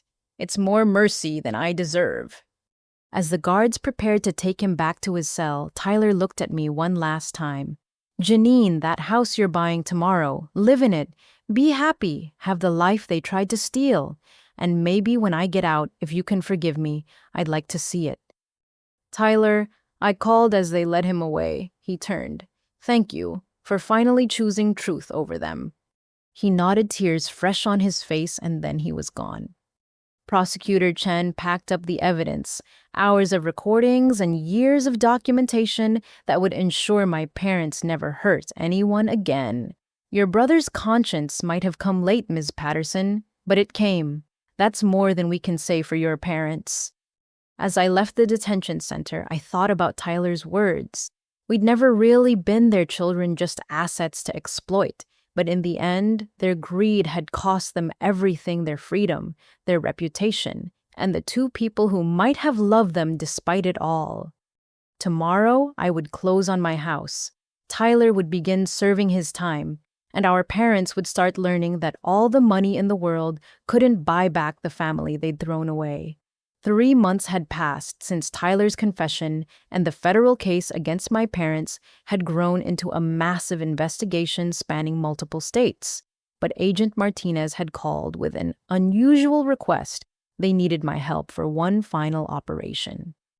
Your parents are still trying to run schemes from federal detention, he explained when we met at FBI headquarters. They've been using contraband phones to contact former associates. We have intelligence that they believe you have another hidden account worth $2 million from a malpractice settlement. A malpractice settlement. I laughed despite the situation. I've never been sued. They don't know that. Their source is a fellow inmate who claims to have insider information. We'd like to use their greed against them one last time. Prosecutor Janet Chen joined us laying out the plan. We create a fake malpractice settlement. Make it look like you received a massive payout that you've hidden from authorities. Your parents won't be able to resist trying to access it even from prison. You want me to bait my own parents? We want to catch their entire network, Agent Martinez clarified. Despite being in custody, they're still directing operations through proxies. This could help us identify and arrest the remaining conspirators. I thought about all the victims, the elderly relatives who died thinking they were broke, the families who'd lost their homes to my parents' schemes. What do I need to do? The FBI's technical team had created an elaborate digital fiction. A fake lawsuit settlement from a fabricated incident where I'd allegedly administered the wrong medication to a wealthy patient. The patient's family had supposedly paid $2 million to keep it quiet, depositing the money into an offshore account. We've created a complete paper trail, Agent Diana Foster explained, showing me forged documents that looked incredibly real. Medical board inquiries, hospital internal investigations, even fake news articles that exist only on servers we control. If anyone searches for this incident, they'll find a convincing story. How will my parents even know about it? We have an informant in their cell block, Martinez said. He'll mention overhearing a conversation about a nurse who got a secret settlement. Your parents will put the pieces together. The trap required me to play a role. I'd never wanted the corrupt nurse hiding dirty money, but if it meant stopping their criminal network once and for all, I'd do it. 2 weeks later, the bait was taken. The prison's monitored phone lines captured my father calling someone named Marcus Chen, a disgraced banker who'd helped with their previous schemes. My daughter has $2 million from a malpractice case, Robert's recorded voice said. Hospital covered it up, paid her to stay quiet. The money's in a Caribbean account. I need you to access it. How do you know this? Marcus asked cautiously. Well, fellow inmate's cousin works at the hospital, saw the whole thing go down. Jeannine thinks she's smart hiding it from the FBI, but she's still naive about international banking. The access codes will be on her home computer. The FBI's cybercrimes unit had prepared for this. They'd set up a honeypot, a fake banking website that looked identical to a real Caribbean bank's portal. Anyone who tried to access it would be tracked, their every keystroke recorded. I sat in the FBI's monitoring center watching as their plan unfolded. Within hours, someone was probing the fake bank's servers, trying various passwords and access methods. IP address traces to Miami, a technician announced. Looks like your parents' network has someone there. The attacker was sophisticated, using proxy servers and encryption. But the FBI's trap was more sophisticated. Every tool the hacker used, every method they tried, was being documented. Then something unexpected happened. Patricia called from prison using an illegal cell phone. The call went to someone labeled in her contacts as insurance. The account exists, she said breathlessly. 2.3 million just sitting there, but we need the access codes. You promised you could get into her apartment. Already on it, a male voice responded. Your son's intel about the building security was helpful. I'll have the codes by tonight. Agent Martinez looked at me grimly. Tyler's still helping them. No, I said, recognizing something in the caller's phrasing. Tyler never lived in my building. He wouldn't know about the security. They're being played. Sure enough, the FBI's surveillance team reported a man attempting to enter my apartment building using outdated information about security protocols. He was arrested immediately, carrying burglary tools and electronic devices designed to copy hard drives. The man identified as Vincent Torres flipped immediately when faced with federal charges. I've been working for the Pattersons for 5 years, he admitted. They promised me 10% of whatever I could recover from their daughter's hidden accounts. But the real breakthrough came when the cyber team cracked the hacker's identity. It wasn't Marcus Chen, the disgraced banker. It was someone far more dangerous, Viktor Kozlov, the Russian hacker, who'd created the original tracking software. Kozlov's been playing both sides, Agent Foster explained as new intelligence poured in.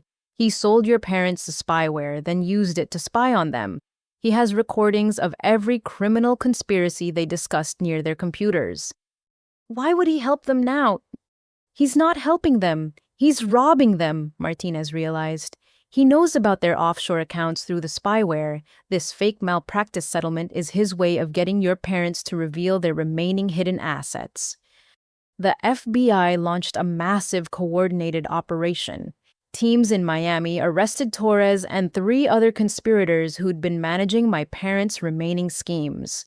Cyber crime units traced Kozlov to a server farm in Eastern Europe where he'd been archiving 3 years of Patterson family crimes. But the biggest surprise came when they arrested Marcus Chen at his luxury apartment. He wasn't just handling banking, he'd been maintaining detailed records of every elderly person my parents had targeted. Insurance policies. Chen explained during interrogation, desperate for a deal. The Pattersons would take out policies on elderly relatives, then ensure they died within the contestability period. I have documentation on 16 suspicious deaths. The list included Aunt Dorothy, whose heart medication had been withheld, but also others I hadn't known about, distant cousins who died in falls, great-uncles who'd succumbed to treatable conditions, elderly family friends whose deaths had seemed natural but now looked orchestrated. They called it harvesting season.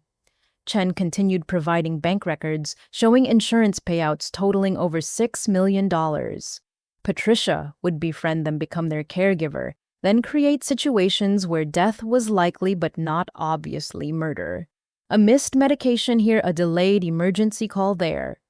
I sat in the observation room watching my parents' empire of evil unravel completely.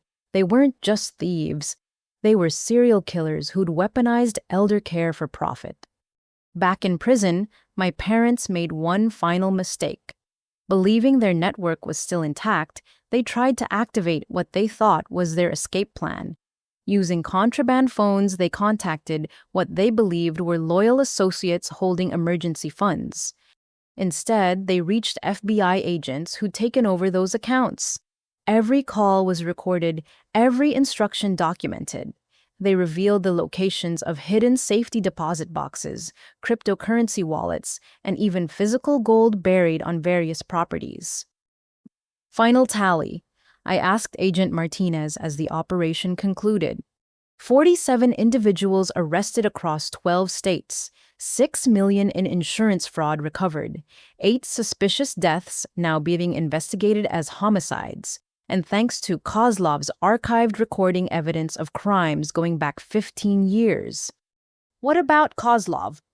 International warrant issued. He'll be caught eventually. His mistake was getting greedy and trying to rob your parents instead of disappearing with what he'd already stolen.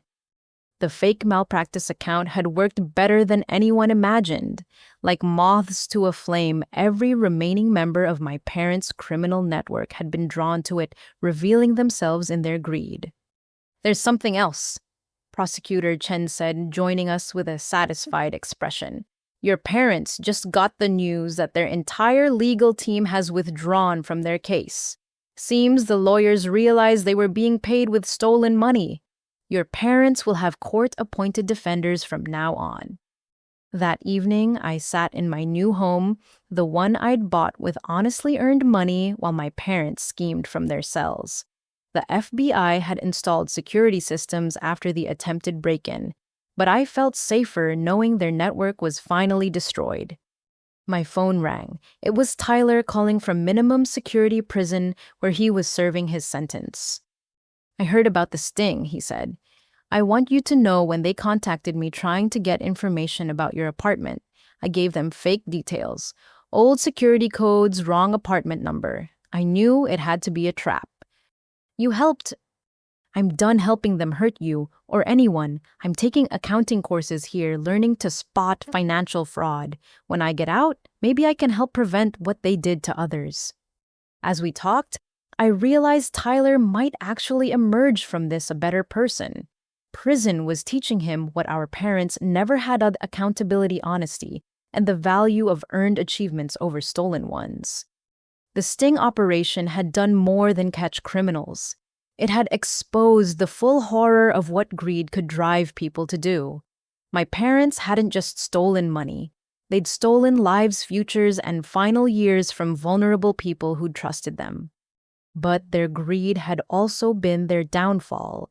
Every crime had been meticulously documented by their own surveillance systems, their own recorded conversations, their own inability to resist just one more score. Tomorrow, they would learn that their charges had been upgraded to include multiple counts of murder. Their dreams of Caribbean beaches would be replaced by the reality of life without parole. And somewhere in Eastern Europe, Viktor Kozlov was probably realizing that the FBI's fake bank was tracking his every digital move, that the hunters had become the hunted, and that the Patterson family's greed had doomed everyone it touched, including him. 6 months later, the federal courthouse in downtown Phoenix had become a second home. The case against my parents had grown so complex it required 3 separate trials: financial crimes, elder abuse, and now murder charges. As a star witness, I spent countless hours with prosecutors preparing testimony that would ensure justice for all their victims. Prosecutor Janet Chen's office was a war room of evidence boxes, timeline charts, and victim photographs. She looked up from a stack of documents as I entered for another preparation session. "Jeannine, we need to discuss something difficult. The defense is going to attack your character. They'll claim you orchestrated everything to steal your inheritance early. They're going to blame me. After everything, I shouldn't have been surprised." "Your parents have hired Nathan Cromwell," Chen explained. "He specializes in victim reversal defenses. He'll try to paint you as a manipulative daughter who framed loving parents." Nathan Cromwell was infamous for getting guilty clients reduced sentences by destroying witnesses. I'd watched him work before turning victims into suspects with surgical precision. "What's their angle?" Chen pulled out a document. "They're claiming the tracking software was your idea, that you installed it to monitor their finances, then created elaborate false evidence when they caught you stealing." The audacity was breathtaking. "Evidence? They've manufactured some forged emails supposedly from you to Viktor Kozlov, fake bank transfers showing you moving money. It's all fabricated, but Cromwell will make it sound plausible to a jury." We spent the next 4 hours reviewing every piece of evidence, preparing for every possible attack. Chen brought in a colleague to play Cromwell, hammering me with increasingly vicious questions. "Isn't it true you were jealous of your brother's success?" "No, Tyler never succeeded at anything honestly." "You resented your parents' wealth while you lived in squalor." "I lived modestly while saving honestly. They lived lavishly on stolen money." "You seduced your mentor, Dr. Sarah Chen, to help frame your parents."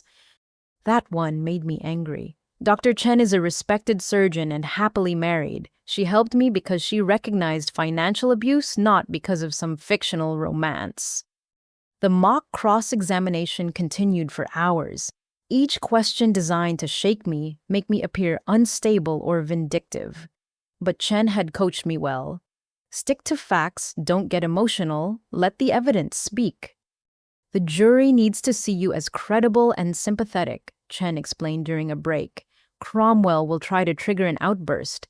Don't give him that satisfaction." 2 days before the trial, we received disturbing news. 3 witnesses had received threatening messages, not directly from my parents, but from concerned citizens warning them against testifying. "It's witness intimidation," Agent Martinez confirmed. "Your parents are using prison connections to coordinate it. We're providing protection for all witnesses." The threats backfired spectacularly. The intimidated witnesses became more determined to testify, angry that my parents were still trying to manipulate people from behind bars. Dr. Alan Morrison from the hospital called that evening. Jeannine, I wanted you to know the entire cardiac unit is planning to attend the trial. We've arranged our schedules so someone can be there every day to support you. You don't have to. Yes, we do. Your parents tried to destroy one of our own. We stand together. The next morning brought another surprise. Marcus Williams, the real Harvard medical student, had flown in from Baltimore, where he was excelling in his first year at Johns Hopkins. I want to testify, he said simply. The jury needs to understand what identity theft really costs. It's not just money or inconvenience. It's dreams, deferred reputations, damaged families stressed to breaking points. That afternoon, we had a meeting with all the elderly victims' families. 23 families who'd lost loved ones to my parents' schemes. Some had lost parents, others grandparents or aunts and uncles. All had lost inheritances. But more importantly, they'd lost final years with family members who'd been isolated and exploited. Dorothy Carmichael's daughter Susan spoke for the group. We've formed a support network, started a foundation to educate people about elder financial abuse. Your parents' crimes won't be forgotten, but maybe we can prevent others from suffering the same fate. She handed me a photo album the families had compiled. Each page showed one of the victims in happier times before my parents had entered their lives. The contrast with their final days spent confused and impoverished was heartbreaking. Use this in your testimony, Susan urged. The jury needs to see who these people were, not just the dollar amount stolen. Chen incorporated the album into evidence, planning to show each photo as I testified about the various schemes. The defense objected, calling it prejudicial, but the judge allowed it. The victim's humanity is relevant to establishing the severity of the crimes, Judge Catherine Hayes ruled. The jury is entitled to see who was affected. 3 days before trial, Tyler requested a meeting. He was transported from minimum security, looking healthier than he had during his confession. Prison had forced him to confront himself without our parents' influence. I'm testifying, he said firmly. I know it'll add years to my sentence, but I need to tell the truth. All of it. His attorney advised against it, warning that admitting additional crimes could void his plea deal. Tyler didn't care. I've been corresponding with some of the victims' families, he revealed, apologizing, trying to make amends. They deserve to hear from me directly how it all worked, why we targeted their loved ones. He showed me letters he'd received. Some families had forgiven him, recognizing he'd been manipulated since childhood. Others remained angry, but appreciated his honesty. All of them wanted him to testify. Mom and Dad are telling people I'm lying to get a reduced sentence, Tyler said. I want the jury to hear the recordings. All of them. Every horrible plan, every callous joke about dying relatives, every celebration after someone died and insurance paid out. The final pre-trial meeting included the entire prosecution team, 57 witnesses, and hundreds of family members seeking justice. Chen addressed the room with quiet authority. This isn't just about Robert and Patricia Patterson anymore. This is about exposing a system of elder abuse that operates in shadows, preying on vulnerable people who trust family to protect them. Your testimony will shine a light that could save countless future victims. She turned to me. Jeannine, as the first witness, you'll set the tone. The defense will attack you immediately, trying to discredit everything that follows. Are you ready? I thought about Grammy, who'd spent her final years building evidence to protect me, about the cardiac patients whose families now sought justice, about Tyler finding redemption in truth, about all the future victims who might be saved if we expose these crimes fully. I'm ready. That night, I couldn't sleep. Tomorrow, I would face my parents in court for the first time since their arrest. They'd spent months crafting lies to destroy me one final time. But I had something more powerful than their fabrications, the truth documented in their own words, their own actions, their own unquenchable greed. My phone buzzed with messages of support. Sarah Chen promising to be there every day. Agent Martinez confirming all witnesses were under protection. The victim families sending prayers and gratitude. Even Tyler from his cell texting simply, "Tell the truth. It's all we have left." As dawn broke over Phoenix, I dressed carefully in the navy suit Chen had recommended. Professional but not flashy, respectful but not weak. In my jacket pocket, I carried a photo of Grammy, her eyes sharp with the intelligence that had seen through everyone's facades. "Time to show them what Patterson women are really made of," I whispered to her image. The war for justice was about to begin, and my parents were about to learn that all their schemes, all their lies, all their stolen millions couldn't buy their way out of the truth. The federal courthouse in Phoenix had never seen a crowd like this. News vans lined the street, their satellite dishes reaching toward the cloudless Arizona sky. Families of victims filled every available seat, their faces a mixture of grief and determination. My parents' crimes had touched so many lives that the court had to set up overflow rooms with video feeds. I sat at the prosecution table, Janet Chen on one side, Agent Martinez on the other. Across the aisle, my parents looked smaller than I remembered. Orange jumpsuits had replaced their designer clothes, shackles their expensive jewelry, but their eyes still held that familiar arrogance, that conviction that they were somehow the victims here. Nathan Cromwell stood like a predator, preparing to strike.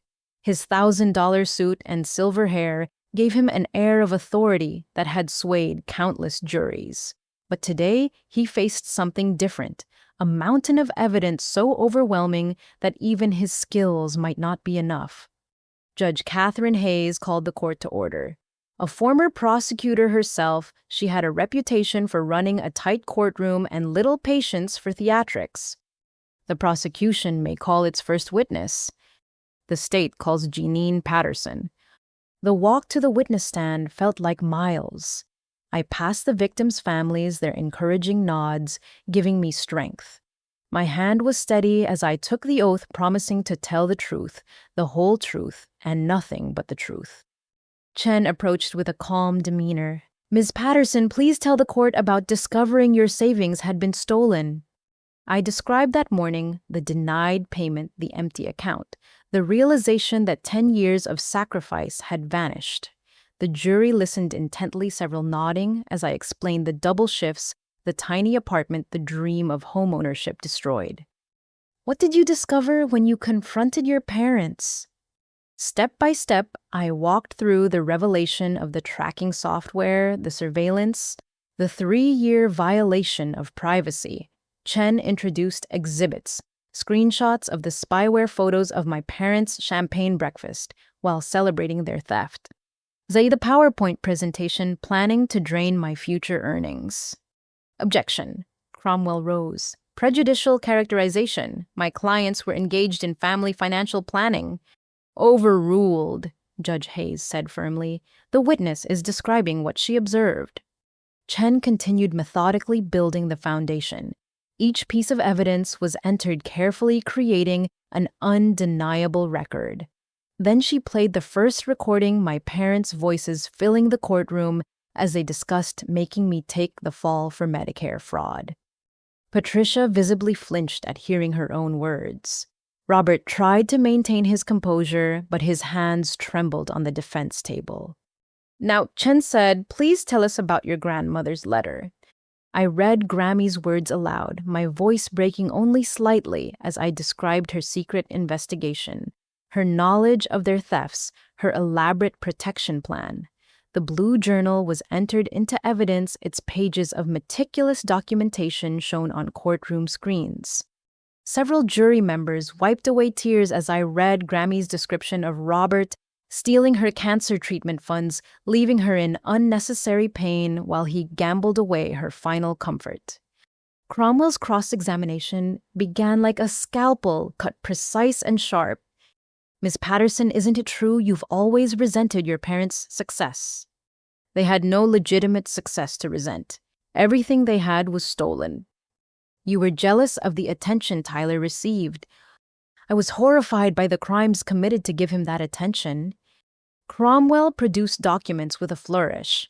These emails show you communicating with Viktor Kozlov about installing tracking software. How do you explain that? Chen was ready. Objection. Those documents haven't been authenticated. I'll allow the witness to examine them, Judge Hayes ruled. I studied the emails carefully. These are forgeries. The timestamp shows they were sent while I was in surgery, which is documented in hospital records. Also, the syntax is wrong. I don't use British spellings like realize and color, but these emails do. Cromwell's attack faltered. Each supposed piece of evidence against me crumbled under examination. The jury saw through the fabrications, especially when Chen proved the emails were created using a service that specialized in backdated forgeries. Let's discuss your relationship with Dr. Sarah Chen. Cromwell tried another angle. Isn't she the one who helped you create this elaborate frame-up? Sarah herself was in the gallery, her presence a calm reminder of integrity. Dr. Chen helped me protect myself from ongoing theft. There's a difference between protection and framing. You expect this jury to believe your parents' pillars of the community suddenly became master criminals? Objection. Chen stood. Counsel is testifying. Shh, sustained. I looked directly at the jury. They didn't suddenly become criminals. The evidence shows they'd been stealing for 15 years. They just finally got caught. Marcus Williams testified next, his dignity intact despite everything stolen from him. He explained the months of fighting to prove his identity, the derailed medical career, the family stress. When he displayed his actual Harvard rejection letter next to Tyler's fraudulent acceptance, the contrast was stark. I chose Johns Hopkins because they have the community health program I wanted, Marcus said firmly. Tyler Patterson didn't steal an opportunity I wanted. He stole my identity, my achievements, my personal trauma, and used them as currency for a life he hadn't earned. Cromwell tried to shake him. Weren't you simply upset about being rejected from Harvard? Marcus's response was perfect. Sir, I have emails from 2 years ago telling Harvard I wouldn't be applying. Why would I be upset about a rejection from a school I never wanted to attend? The parade of witnesses continued. Each elderly victim's family told their story. Dorothy Carmichael's daughter broke down describing her mother's final days, believing she was broke while my parents renovated their Sedona house with her money. She apologized to me, Susan sobbed. On her deathbed, my mother apologized for not leaving me anything. She died thinking she was a failure when actually she'd been robbed by people she trusted. Hospital colleagues testified about the harassment campaign, the attempted benefits theft, the violations of patient privacy. Dr. Morrison's testimony was particularly damaging, detailing how my parents had used my position to identify wealthy patients to target. Then came Tyler. Shackled but resolute, my brother took the stand. Even Cromwell seemed surprised when Tyler waived his Fifth Amendment rights and insisted on testifying. I'm here to tell the truth, Tyler began, all of it, no matter the cost to me. For 3 hours, Tyler detailed every scheme, every manipulation, every crime. He played recordings that made the gallery gasp, our parents joking about an uncle's death, celebrating insurance payouts, planning to flee the country while their children took the fall. They never loved us, Tyler said, looking directly at our parents. We were just tools for their greed. Jeannine was the golden goose to be plucked. I was the disappointment to be weaponized. Neither of us were ever really their children. Patricia broke at that moment, sobbing theatrically, but the jury had heard her real voice on the recordings, callous and calculating. Her tears now rang hollow. Cromwell's cross-examination of Tyler was brutal. You're lying to reduce your sentence, aren't you? Actually testifying violates my plea deal. I'll serve more time for being here, but the truth matters more than my freedom. You were the real mastermind, weren't you? Blaming elderly parents who loved you. Wasats. Play recording 47, Tyler interrupted. The one where they discuss framing me if things went wrong. The one where Dad says, Tyler's too stupid to mastermind anything, but he's perfect to take the fall. The recording played, Robert's voice clear and cruel, outlining how to make Tyler the scapegoat. The defense table's energy visibly deflated. Agent Martinez testified about the investigation's scope. The charts he presented showed a criminal enterprise spanning 15 years, 12 states, and millions of dollars. The Medicare fraud connection, the elder abuse patterns, the money laundering through Uncle James's restaurant, all laid out in undeniable detail. But the most damaging testimony came from an unexpected source, Linda, my father's mistress, who'd posed as Patricia's sister for 20 years. Given immunity for her cooperation, Linda revealed everything. The fake family relationship, the 3 children who were actually my half-siblings, the decades of deception. Robert promised he'd leave Patricia once the kids were older, Linda testified. Every year there was another excuse, another delay. I finally realized he was never leaving. He was just using me like he used everyone else. She produced documents showing my father had stolen from her 2 draining accounts she'd trustingly given him access to, using their children as leverage to keep her quiet. Patricia's facade finally cracked completely. She stood up screaming at Linda, calling her a homewrecker and worse. Judge Hayes had her removed from court, her curses echoing down the hallway as bailiffs dragged her away. Chen's closing argument was a masterpiece of controlled fury. She walked the jury through each crime, each victim, each betrayal. The photo album of victims in happier times contrasted with their final days. The recordings of my parents' callous planning sessions. The documentary evidence of systematic theft and murder. Robert and Patricia Patterson didn't just steal money, Chen concluded. They stole final years with loved ones. They stole dignity from the elderly. They stole their own children's futures. They built an empire of greed on the bones of family trust. Cromwell's closing was desperate. He tried to paint my parents as victims of their children's manipulation, as confused elderly people themselves. But the evidence was too overwhelming, their own recorded words too damning. The jury deliberated for only 4 hours. When they filed back in, not one would look at my parents. On the counts of murder in the first degree, we find the defendant Robert Patterson guilty. On the count of murder in the first degree, we find the defendant Patricia Patterson guilty. The verdicts continued. Guilty on all 137 counts. Murder, elder abuse fraud, money laundering, racketeering, conspiracy, identity theft. The list seemed endless, each guilty another nail in the coffin of their freedom. Patricia fainted. Robert sat frozen, his arrogance finally shattered by reality. They'd spent their lives believing they were smarter than everyone else, above consequences, entitled to whatever they could take. But in the end, their greed had documented their own downfall. Every recording, every forged document, every digital footprint had built the case against them. As court officers led them away, Robert looked at me one last time. For a moment, I saw something that might have been regret, or maybe it was just anger that I'd survived their attempts to destroy me. Outside the courthouse, victims' families embraced finally having the justice they'd sought. Marcus Williams shook my hand before heading back to his honest medical career. Tyler would return to minimum security to serve his time, but with the peace of having told the truth. "You did it," Agent Martinez said simply. "You all did it. Your grandmother would be proud."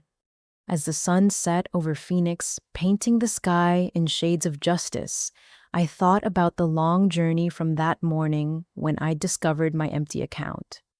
My parents had stolen money, but I'd kept something more valuable, my integrity, my community, and the knowledge that truth eventually always wins. Tomorrow, the sentencing phase would begin. The judge would decide exactly how many years my parents would spend behind bars. But tonight, there was only relief. The victims had been heard, the truth had been told, and the Patterson family empire of greed had finally completely fallen. The sentencing hearing arrived on a crisp December morning 9 months after that fateful day. I discovered my emptied accounts. Judge Catherine Hayes had reviewed thousands of pages of evidence, victim impact statements, and psychiatric evaluations. Today, she would determine the price of greed. The courtroom was again packed, but the atmosphere had shifted. Where anger once dominated, now there was a sense of closure approaching. My parents sat separately, their attorneys having advised them to show remorse. But decades of arrogance aren't easily hidden. Judge Hayes began with victim impact statements. For 2 hours, family after family described the devastation my parents had wrought. Susan Carmichael held her mother's photo as she spoke. Dorothy Carmichael died believing she was a burden, apologizing for having nothing to leave her children. The truth, she had over $500,000 that the Pattersons stole while convincing her she was poor. They didn't just take money, they took her dignity, her final peace. 23 families spoke. Each story was unique but followed the same pattern: trust, given care provided. Fortune, stolen, deaths hastened. By the end, even the court reporter was wiping away tears. Tyler was brought in to make his statement. His minimum security uniform was neat, his manner subdued but determined. "I'm not asking for leniency," he began. "I participated in horrific crimes against people who trusted our family. I let my parents convince me that success mattered more than integrity. But I've learned something in prison. Honest failure is better than stolen success. I'm prepared to serve whatever sentence you deem appropriate." Then it was my turn. I prepared a statement but spoke from the heart instead. "Your Honor, I struggle to call them my parents because parents protect their children, they don't surveil them for profit. Parents celebrate their children's achievements, they don't steal them. Parents leave legacies of love, not crime scenes of greed." I looked at Robert and Patricia. "You had everything: health, intelligence, charisma, 2 children who once loved you, but it wasn't enough. Your greed was a black hole that consumed everyone who cared about you. The saddest part? You still don't understand what you've lost." Judge Hayes called a recess before sentencing. When we returned, she delivered a statement that would be quoted in legal textbooks. "In 30 years on the bench, I have never encountered a case of such calculated cruelty masquerading as family devotion. The defendants didn't simply steal money, they weaponized the sacred trust between family members, turning love into a vulnerability to exploit." She addressed my parents directly. "Robert and Patricia Patterson, you created a criminal enterprise that spans 15 years and destroyed dozens of lives. You taught your children that greed matters more than goodness. You turned family gatherings into hunting grounds for new victims." The sentences were delivered with devastating finality. Robert Patterson, for 16 counts of murder in the first degree, fraud, elder abuse, racketeering, and conspiracy. This court sentences you to life in prison without the possibility of parole plus 320 years to be served consecutively. Robert swayed but remained standing, his facade finally crumbling completely. Patricia Patterson, for 16 counts of murder in the first degree and related crimes, this court sentences you to life in prison without the possibility of parole plus 280 years to be served consecutively. Patricia collapsed, wailing about injustice and her innocence. Court officers carried her out as she screamed for appeals that would never succeed. Tyler Patterson. Judge Hayes continued more gently, "This court recognizes your eventual cooperation and genuine remorse. However, your crimes cannot be ignored. You are sentenced to 7 years in minimum security with possibility of parole in 5 contingent on continued good behavior and completion of financial crimes. Prevention certification." Tyler nodded, accepting his fate with more dignity than our parents ever showed. After court, Agent Martinez updated us on asset recovery. We've reclaimed $8.7 million so far. It's being distributed to victims' families based on documented losses. Your inheritance from your grandmother has been fully restored plus interest. What about the house? I asked. The Sedona property your parents renovated with stolen funds, it's yours as your grandmother intended. Every improvement they made increases your asset value. The irony wasn't lost on me. They'd spent hundreds of thousands improving a property that was always mine, their greed, literally building my wealth. Sarah Chen met me for coffee that afternoon. How do you feel? Empty, I admitted. Not sad, just hollow. They're gone, but so is any chance of them understanding what they did. Some people are incapable of seeing beyond their own wants, Sarah said gently. Your job isn't to make them understand. It's to build a life that honors the victims and your own survival. Recovery came in stages. First, the practical matters. My credit score, destroyed by identity theft, slowly climbed as each fraudulent account was removed. It took 6 months of paperwork disputes and verification, but eventually my score reached 740. The cardiac unit welcomed me back with a promotion. Head of cardiac nursing came with responsibilities I embraced, including developing protocols to protect elderly patients from financial exploitation. We implemented safeguards that have since been adopted by hospitals nationwide. The victim families formed the Eleanor Patterson Foundation, named after my grandmother. Its mission educating people about elder financial abuse and providing resources for families suspecting exploitation. I serve on the board using my experience to help others recognize warning signs. Tyler writes from prison weekly. His letters show genuine growth. He's sis. I'm teaching financial literacy to other inmates, showing them how our parents' schemes worked so they can protect their own families. My counselor says I'm finding redemption through prevention. Some days I believe him. Love, Tyler. He's completed his bachelor's degree and is working on accounting certifications. The parole board has noted his transformation. In 2 years, he'll have a chance at freedom and a legitimate career helping others avoid financial fraud. The Sedona House became a retreat center for elder abuse survivors. I couldn't live in a place built with blood money, but it serves a purpose now. Families recovering from similar traumas find peace in its gardens, therapy in its spaces. My parents' monument to greed has become a sanctuary for their victims. Marcus Williams graduated from Johns Hopkins with honors. He sent a photo from his white coat ceremony, his family beaming with pride. His note read, "Thank you for fighting for truth. Your courage helped me reclaim my future." The money recovered continues funding restitution. Every month, another family receives a check with a letter explaining its origin. Some write back sharing how the money helps medical bills, paid houses, saved retirements partially restored. I bought my original dream house, the modest 3-bedroom on Maple Street. Every mortgage payment comes from my nursing salary earned honestly through service to others. The satisfaction of real ownership untainted by theft or scheme surpasses any luxury my parents' stolen wealth might have provided. 1 year after sentencing, I received an unexpected letter. Linda, my father's former mistress, wrote, Jeannine, I've spent months in therapy understanding how I participated in your family's destruction. I'm deeply sorry for my role. My children now know the truth about their father. We're building honest lives, finally free from his lies. Thank you for exposing the truth that freed us all.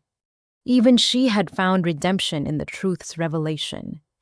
The federal prison sends quarterly reports about my parents. They're in separate facilities, their communication restricted. Both have filed numerous appeals, all denied. They spend their days in cells smaller than my old studio apartment. Their world shrunk to the confines their greed created.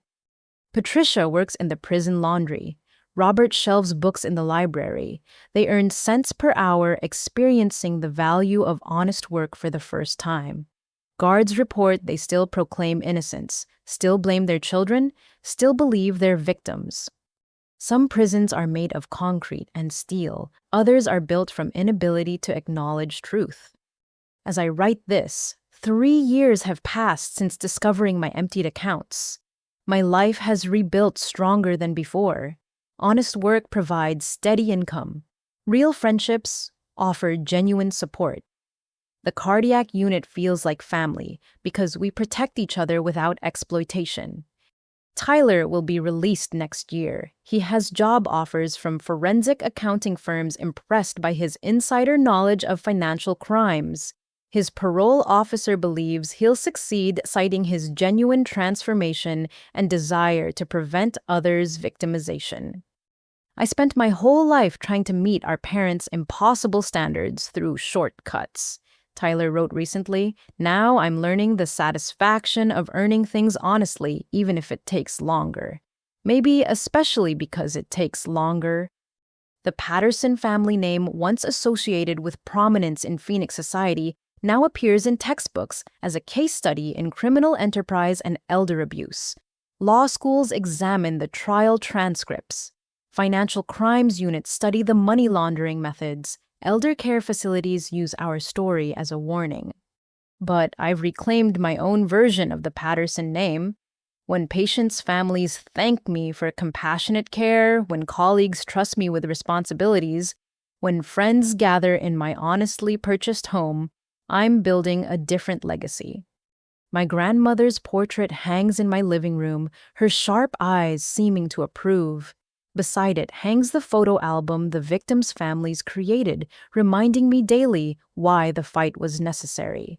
Their faces captured in happier times before my parents' darkness touched them inspire my continued work in their memory. Recovery isn't about forgetting. It's about transforming trauma into purpose theft, into generosity, betrayal, into deeper bonds with those who prove trustworthy. My parents stole money, but they gave me something unexpectedly valuable, proof that integrity matters more than wealth, that honest poverty surpasses criminal riches, and that truth, however painful, always leads to freedom. The verdicts were delivered in court. But the real verdict comes daily in lives rebuilt, victims honored, and futures secured through honest work. That's the justice my grandmother foresaw, the recovery she made possible, and the legacy worth leaving. Money can be stolen. Integrity must be surrendered. I kept mine. In the end, that made all the difference. 3 years had passed since the verdicts that sent my parents to prison for life. The desert morning was crisp as I stood in my backyard, coffee in hand, watching the sunrise paint the mountains surrounding Paradise Valley in shades of gold and pink. The estate that Grammy had protected for me had become more than just a house. It was a symbol of resilience, of truth prevailing over deception. The doorbell rang, a sound that once would have filled me with dread, but now brought only curiosity. Through the video monitor, I saw Tyler standing at the gate, a small suitcase beside him. He looked different from the broken man who testified 3 years ago. Prison had aged him, but in his eyes was something new, genuine peace. I opened the gate, and we stood facing each other, two survivors of the same catastrophe. "Hi, sis," he said simply. "I got early release yesterday. Good behavior and the financial crimes prevention program I developed. I wanted to see you before I started my new life." We sat on the patio where I'd installed a small fountain, its gentle sound a constant reminder that peace was possible after chaos. Tyler pulled out a worn folder, his hand steady as he opened it. "I wanted to show you something," he said, revealing certificates and letters, my accounting degree, specialization in fraud detection. Letters from 17 inmates I've helped understand how they were scammed by people like our parents. And this? He produced a job offer from Whitfield and Associates, a forensic accounting firm specializing in elder abuse cases. "They want me because I understand how these crimes work from the inside," Tyler explained. My first case is helping a family in Tucson whose grandfather is being exploited by a caregiver. I can spot the signs others might miss. That's wonderful, Tyler. And I meant it. He'd transformed his shame into purpose. I've also been corresponding with some of the victim families. He continued showing me letters, not asking for forgiveness, just updating them on how I'm using my knowledge to prevent future crimes. Some have written back. Not forgiveness exactly, but acknowledgement that I'm trying. We talked for hours, two siblings rebuilding a relationship our parents had tried to weaponize. He showed me his modest apartment near downtown, his plans to volunteer teaching financial literacy at senior centers, his commitment to living honestly, even if it meant living simply. I make $43,000 a year, he said with pride that our parents would have mocked. Every penny earned honestly. It feels better than any amount stolen ever could. As Tyler prepared to leave, a car pulled up. Sarah Chen emerged with her husband and teenage daughter, arriving for our monthly foundation meeting. Tyler tensed, remembering how our parents had tried to destroy Sarah's reputation. Elise, Sarah said warmly, extending her hand, I heard about your work in prison. The American Medical Association is interested in your program for preventing identity theft in medical school applications. They shook hands, another small healing in the larger journey. The foundation meeting that afternoon was energetic. The Eleanor Patterson Foundation had grown beyond our wildest dreams. We now operated in 12 states, had prevented over 300 cases of elder financial abuse, and recovered millions for victims. The Patterson Method, as investigators now called my parents' strategies, had become a teaching tool. By studying their crimes, we developed detection systems that caught similar schemes early. Their evil had inadvertently created good, though they'd hate knowing it. Marcus Williams joined us via video from Baltimore, where he was completing his residency. I wanted to share something, he said, his voice filled with emotion. Remember Mrs. Chen from the victim list?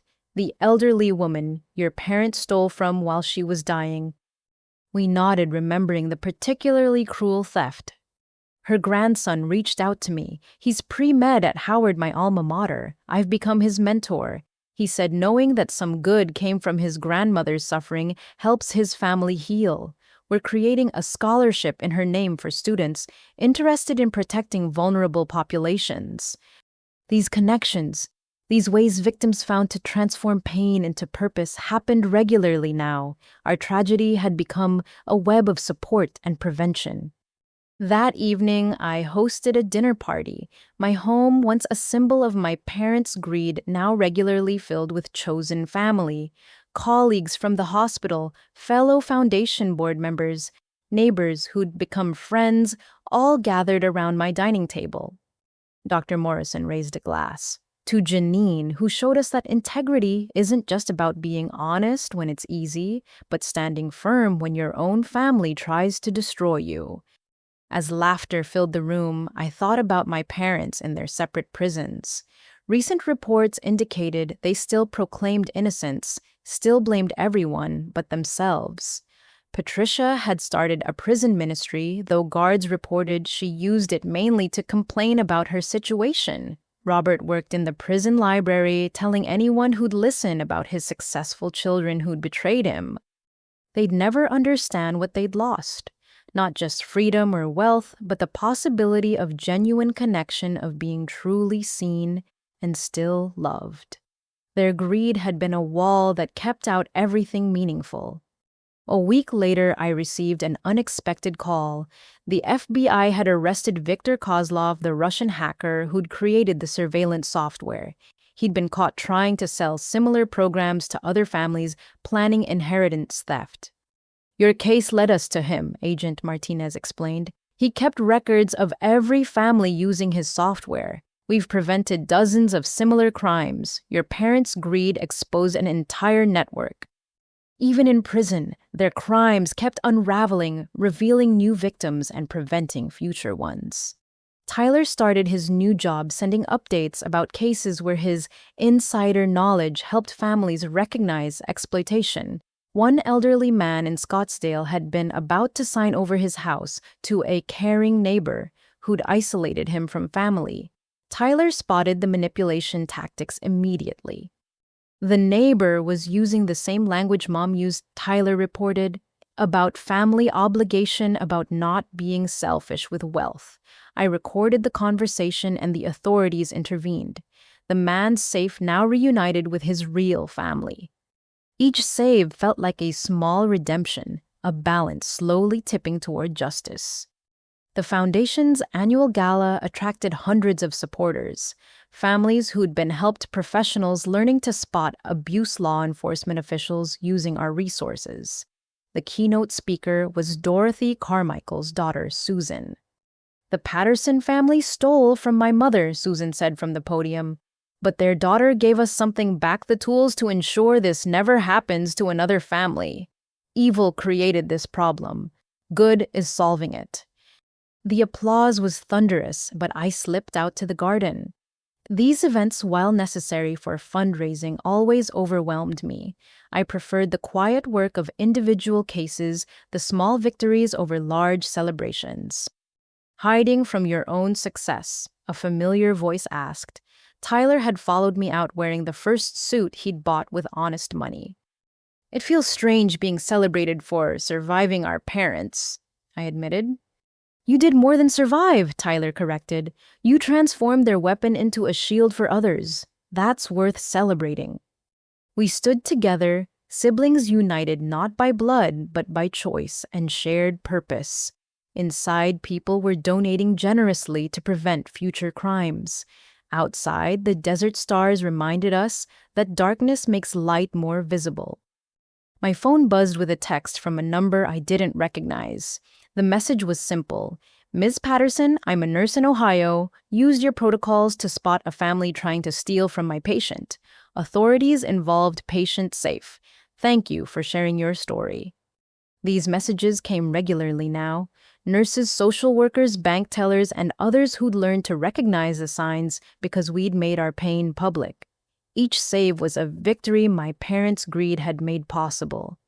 As the gala wound down, I found myself in Grammy's study, which I'd kept exactly as she'd left it. Her law books lined the shelves, her desk still held her fountain pen. The hidden camera that had recorded evidence had been removed, but I'd installed a small plaque, "Eleanor Patterson, Prosecutor of Truth, Protector of Family, Architect of Justice."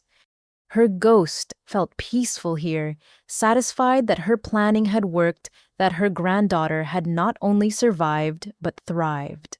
The money she'd protected had multiplied through honest investment and work.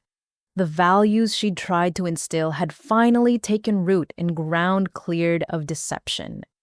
Tyler knocked and entered. "I'm heading home.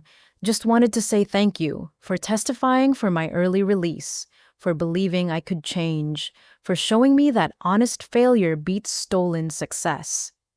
"We're family," I said simply, "the real kind, the kind that protects each other without exploitation." He hugged me, something we'd never done growing up in our performative household.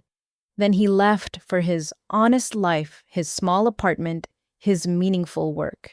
He was poorer in dollars than our parents had ever been, richer in ways they'd never understand.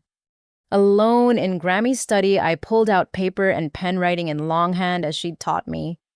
"Dear future families," I began. "If you're reading this, perhaps you've discovered deception in your own family. Know that survival is possible. Truth is stronger than lies. Honest poverty surpasses stolen wealth. And family isn't about blood, it's about trust." The letter would join our foundation's resources, one more voice testifying that betrayal doesn't have to define us, that we can build better from the rubble of what greed destroyed. As midnight approached, I made my final rounds. The house was secure, the foundation's work continuing, the future bright with purpose born from pain. In my bedroom, I looked at the 2 photos on my nightstand, Grammy in her prosecutorial robes and the victims' families at last year's gala, smiling and healing. My parents had given me a master class in how not to live. Through their negative example, I'd learned the value of integrity, the importance of honest work, the joy of genuine connection. They'd stolen money, but given me invaluable lessons. The irony would escape them forever. Tomorrow would bring new challenges, families needing help, elderly people requiring protection systems demanding improvement. But tonight, there was peace. Peace earned through truth, maintained through service, and shared with chosen family who proved daily that love doesn't require blood, only trust. The Patterson name, once synonymous with greed and betrayal, now appeared on foundation letterhead protocols protecting the vulnerable and thank you notes from saved families. We'd rewritten the legacy through action, the only editing that matters. Outside, the desert bloomed with spring flowers, life emerging from seeming barrenness. Inside, my home filled with warmth that no amount of stolen money could have purchased. My parents sat in cells they'd built with their own choices, and I lived freely in the truth that had set us all free, even those who'd never admit it. This was what winning looked like, not revenge or riches, but purpose found in pain transformed. Grammy had been right. The best revenge against those who try to steal your light is simply to shine even brighter. And so I did, every single day. Thank you for listening to my story. I said to you, the audience who'd stayed through every revelation. Have you ever discovered that someone you trusted was deceiving you? How did you find the strength to rebuild after betrayal? Please share your thoughts in the comments below. If this story resonated with you, please like and subscribe to hear more stories of triumph over adversity. Share this with anyone who needs to know that survival after family betrayal is possible, that truth eventually conquers deception, and that the best response to those who try to tear us down is to build something better from the pieces. Remember, your integrity is the one thing no one can steal without your permission. Guard it well, and it will guard you in return. Until next time, may your trust be earned, your success honest, and your family biological or chosen worthy of the name.